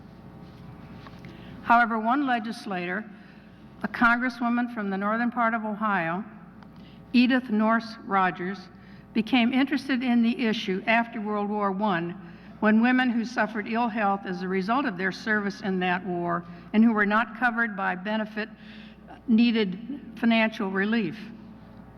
In May of 1941, H.R. Bill 4906 was introduced by Congresswoman Rogers, and this bill established the Women's Army Auxiliary Corps. The bill languished in Congress because of continuing opposition of the Congress and the Senate, the House presenting the strongest opposition.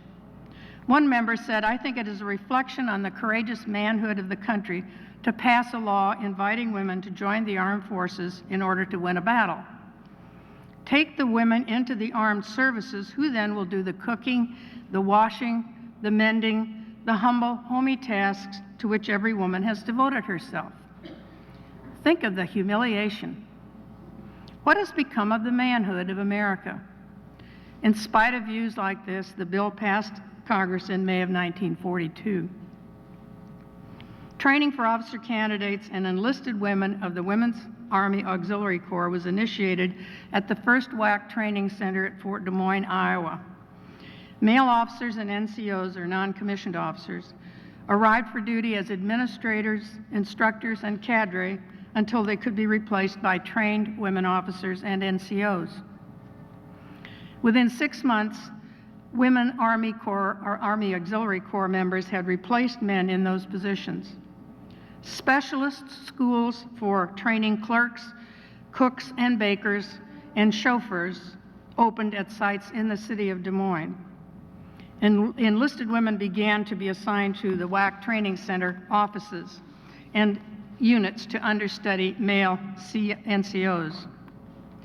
Congress authorized the Women's Army Auxiliary Corps the same pay as Army officers and enlisted men, but not grade titles. Women did not have the same legal protection, nor were they entitled to the same benefits, nor pay, or military rank, and no entitlement for dependents. As a result of these issues, recruitment dropped, and in 1943, a bill was passed to establish the Women's Army Corps with full military status, and most of the inequities were resolved. The first class for female Army officers opened on July the 20th, 1942, with 440 women in attendance out of 30,000 applicants. So began the training of women who had expected to contribute to the war effort, the duration plus 6 months. Recruitment surpassed all plans and goals. Women's Army Corps members served in North Africa, England, France, Korea, Okinawa, Guam, Vietnam, India, China, and Thailand, as well as in the States. The presence of WWICs in the overseas theaters led to improved discipline and courtesy among the male personnel with which they worked shoulder to shoulder.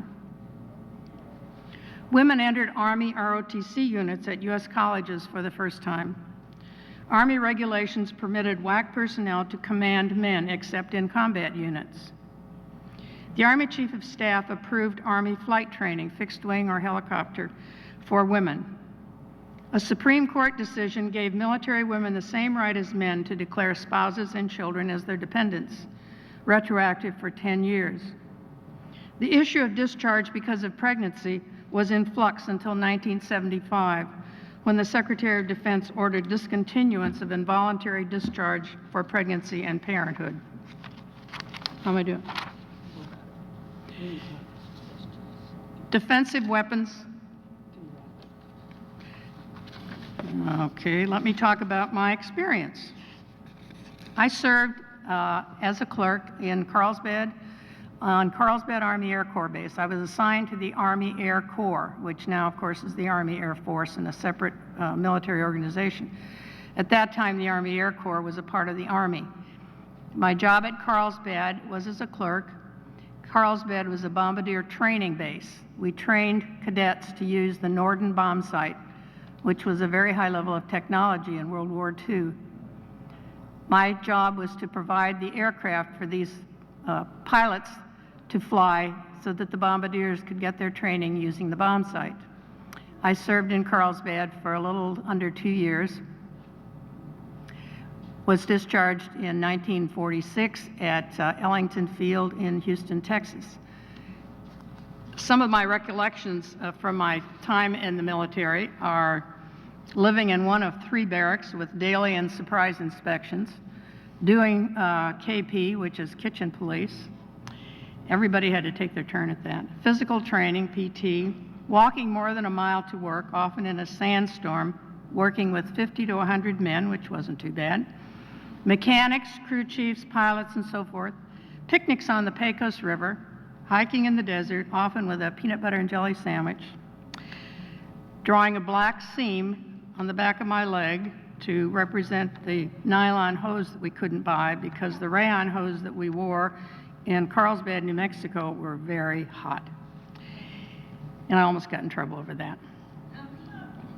Sitting in the control tower on a Sunday afternoon and watching a fleet of B-17s land, movies and camaraderie at the PX, dating cadets and officers, which was a serious infraction, gas mask day on Wednesdays, which you wore, you couldn't find any other way to get out of it, and flying a Beechcraft AT-11, and that's another whole story. I'd just like to close for a minute because I have a message for folks out there.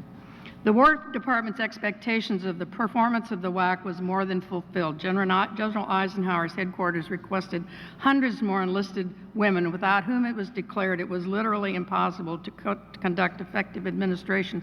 Just incidentally, those same comments are being made now as we have women fighting in Iraq and Afghanistan. That war could not be fought were it not for the women that were fighting shoulder to shoulder with the men. And the whole issue of combat is a non-issue at this point in time. A week and a half ago, the 70th woman was killed in Iraq. There are something like 3,000 women currently serving in Iraq and Afghanistan. And I would hope all of you would keep all of the fighters, men and women, who are in this war in your prayers and in your thoughts. And any legislation that comes before Congress, and there hopefully will be some after the 1st of this year, read it carefully and support it. If you can do that, it will be legislation relating to how we treat and take care of the veterans that are coming home from this war now, which present different problems than they have in the past. Thank you.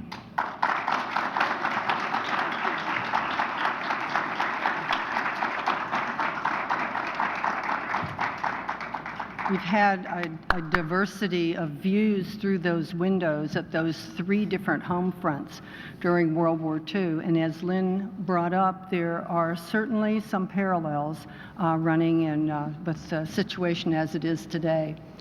I'd like to go ahead and open the floor so we have a little bit of time for some questions. I can't see very well.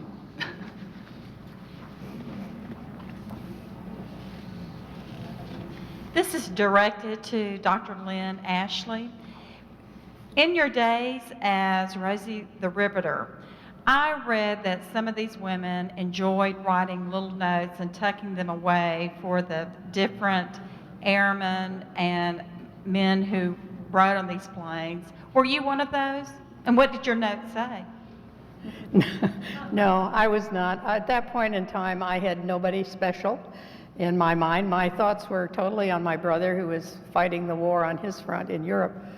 And, but as you mentioned that, I do recall that I have heard that happen, yes.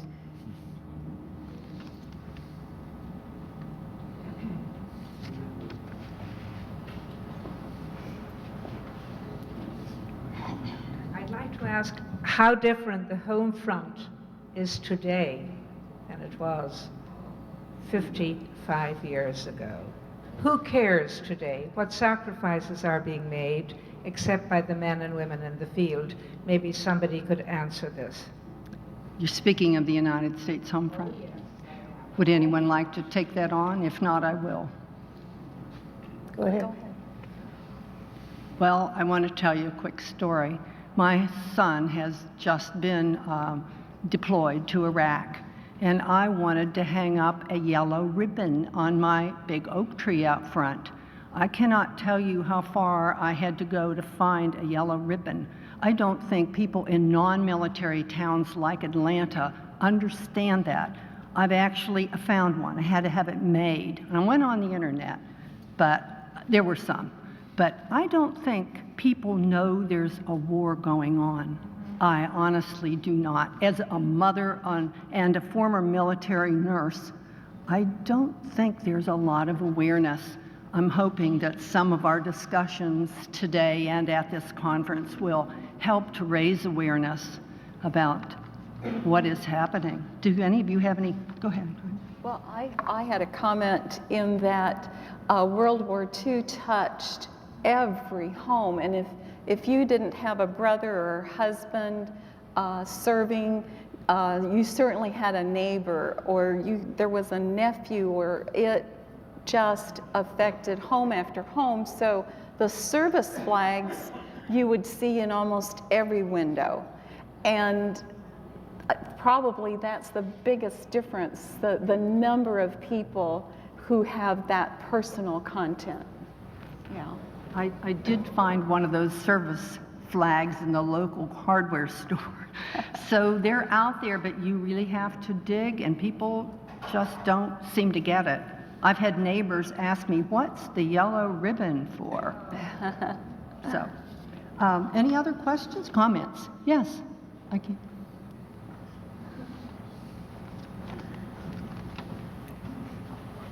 I'm assuming you're not from here, because if you were, you would realize how many of those stick-em-on ribbons we have on the cars and trucks and RVs and everything else around here.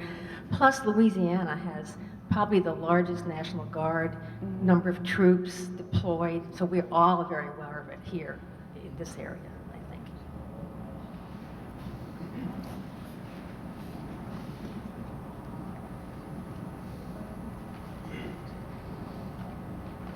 I'm from San Diego, and we too have many ribbons on our cars, but I would like to ask Eric, how did the rest of your family fare during the war? Well, not very well. My uncle was the leader of the Polish underground resistance, and he was caught by Germans in February 1943, and he was tortured to death. He died in June of that year. He didn't give any, he knew a lot being the leader, but he didn't give anything away. My mother was a lieutenant of the underground, and she was executed during Warsaw Uprising by Germans in 1944. My brother was in Auschwitz, then in other concentration camps, but he survived. And my little sister was 7 years younger than myself, survived too. And in the war, and another uncle, I had another uncle who is a military surgeon, and he was executed by the Soviets. So that my father's generation, 3 brothers, my father died of cancer, and the 2 brothers, one was killed by the Germans, and the other was killed by the Soviets, and my mother was killed by the Germans. Actually, my mother prayed that 3 of us will survive, even if she has to die. And her prayer was accepted, obviously. I want to say that I always think of my mother as the greatest heroine of World War II. And that's what the woman in the war, I mean, the bravest person I ever met was my mother.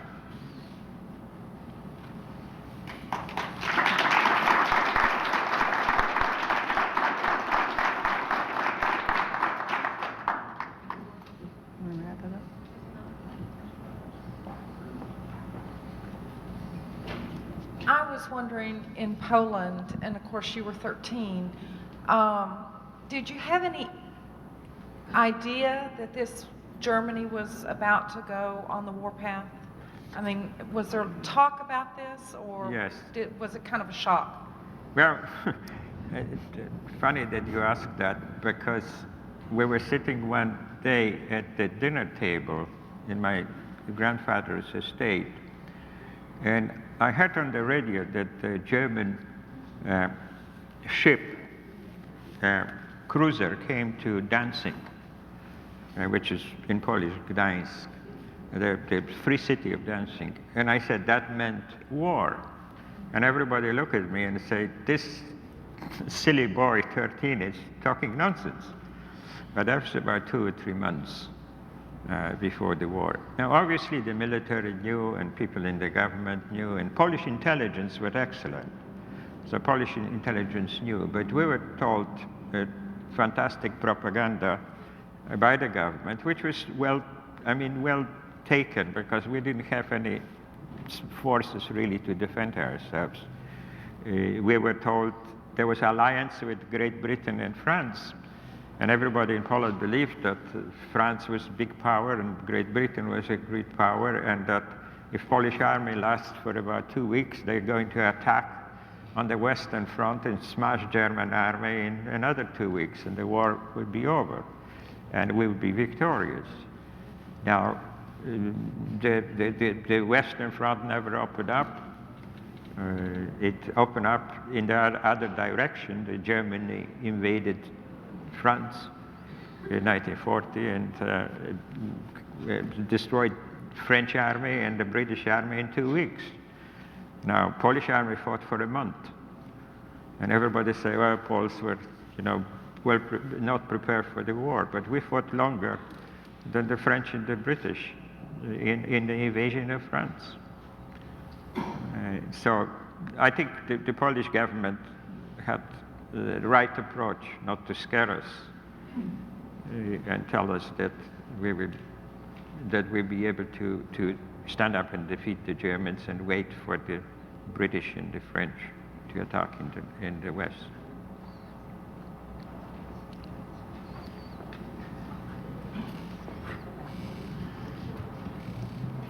I have a question for you as well. After the war and the settlements made and how Poland ended up, what was the feeling of the Polish people as far as the Allies? At one time, you were part of the Allied effort. Then after the war, you become a part of the Soviet Union. So what was the feeling of the Polish people? Did you feel abandoned by the West or by the Allies? Well, yes. You see, the underground, which I was in, and my uncle was a leader of it, our allegiance was to government in exile, which was in London, which was as much anti-German as anti-Soviet, because the Soviet Union invaded Poland in September 14th. So we attacked from both sides. So we had two enemies, not only Germany, but the Soviet Union as well. And so we were prosecuted after the war because the government, with communist government, which was Soviet established government, accused us of collaboration with the Nazis. And that's the reason I couldn't go to Poland, because I would have been, well, probably arrested, probably would spend some time in prison. So to conclude my remarks, I was very bitter, and I think most Poles were bitter that we fought, and well, I lost my mother in that fight, and really for nothing. And I was, the Polish government considered me an enemy until 1989, when it was overthrown. And in 1989, I was given the chest of medals by the new democratic government. But that was 50 years later. So, and I think I expressed the opinion of most Poles, apart from those who were communists and who made a good living, you know, being communist leaders.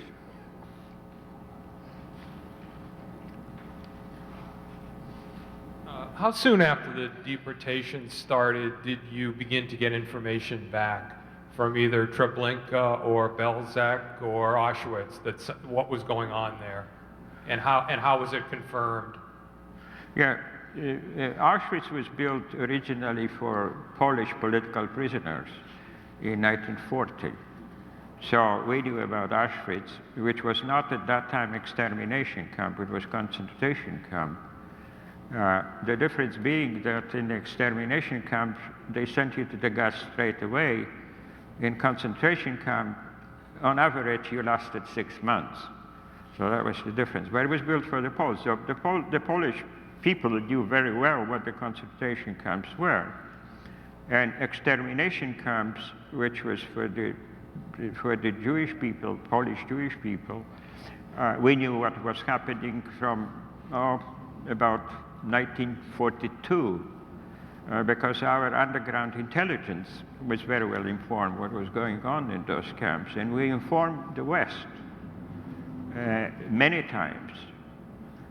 But neither Great Britain or the United States were interested on doing anything about those extermination camps. They could have been bombed, destroyed, but nobody cared.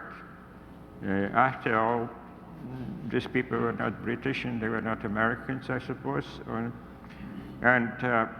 the attitude was that we have to win the war, and why spend resources on saving people, saving Jewish people, because, well, and other people too.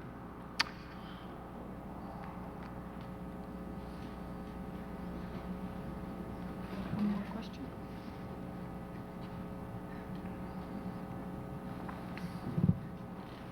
Where did you go after the war, and how did you reunite? You said your brother and your sister survived? Yes. Okay. Well, my third escape was lucky, and I was liberated by.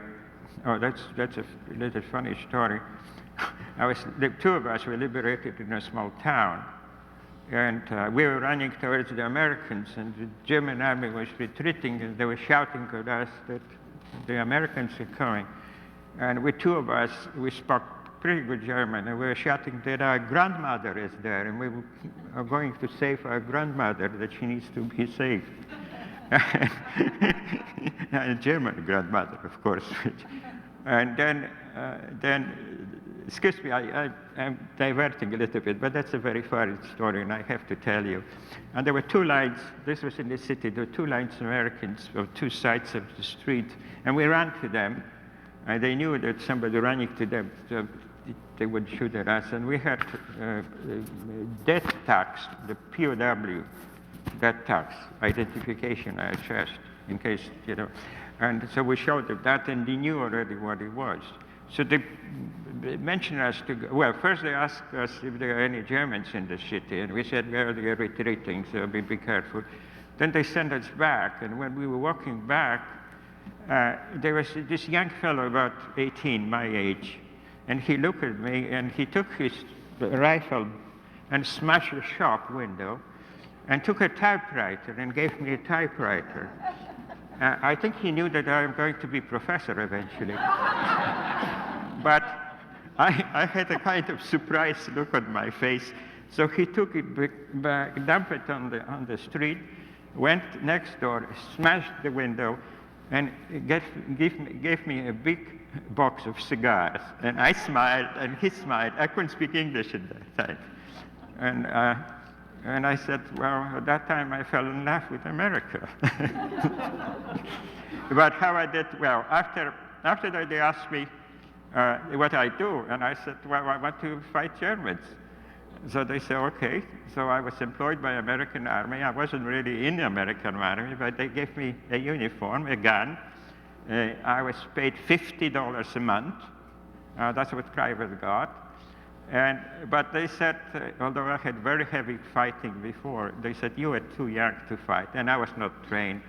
So I served as a shotgun on the truck, which we were delivering ammunition to artillery.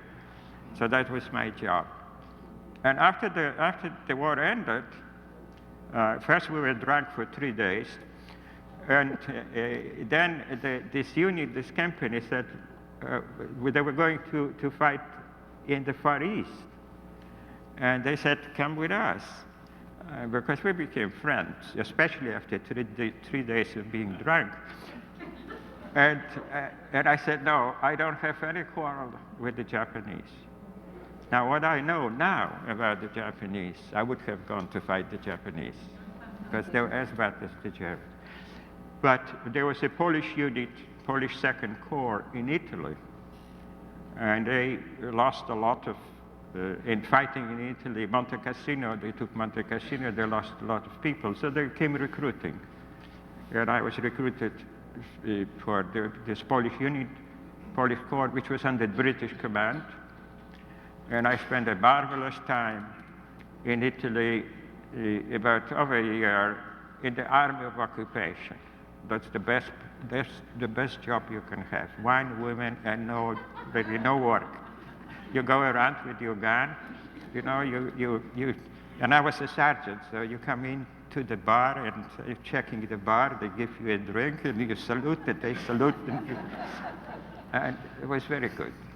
And then after that they brought us to England, and here I must say that the British were fair. They gave us an option.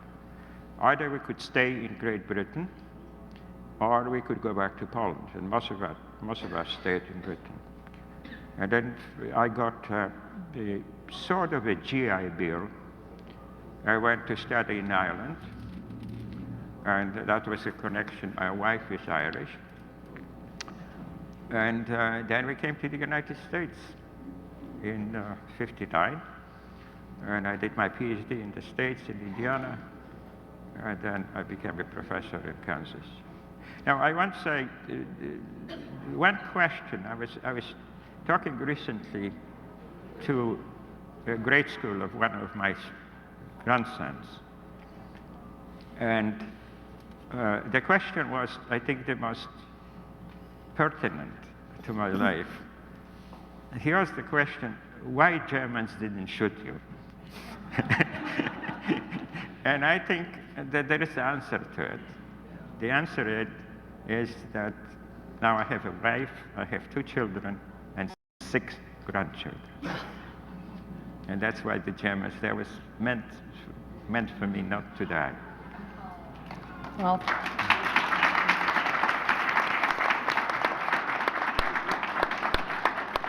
I want to thank our panelists for sharing their stories from 3 diverse home fronts, and I want to thank this audience for the kinds of questions and comments you have made that have enriched this session. Thank you very much. This is great.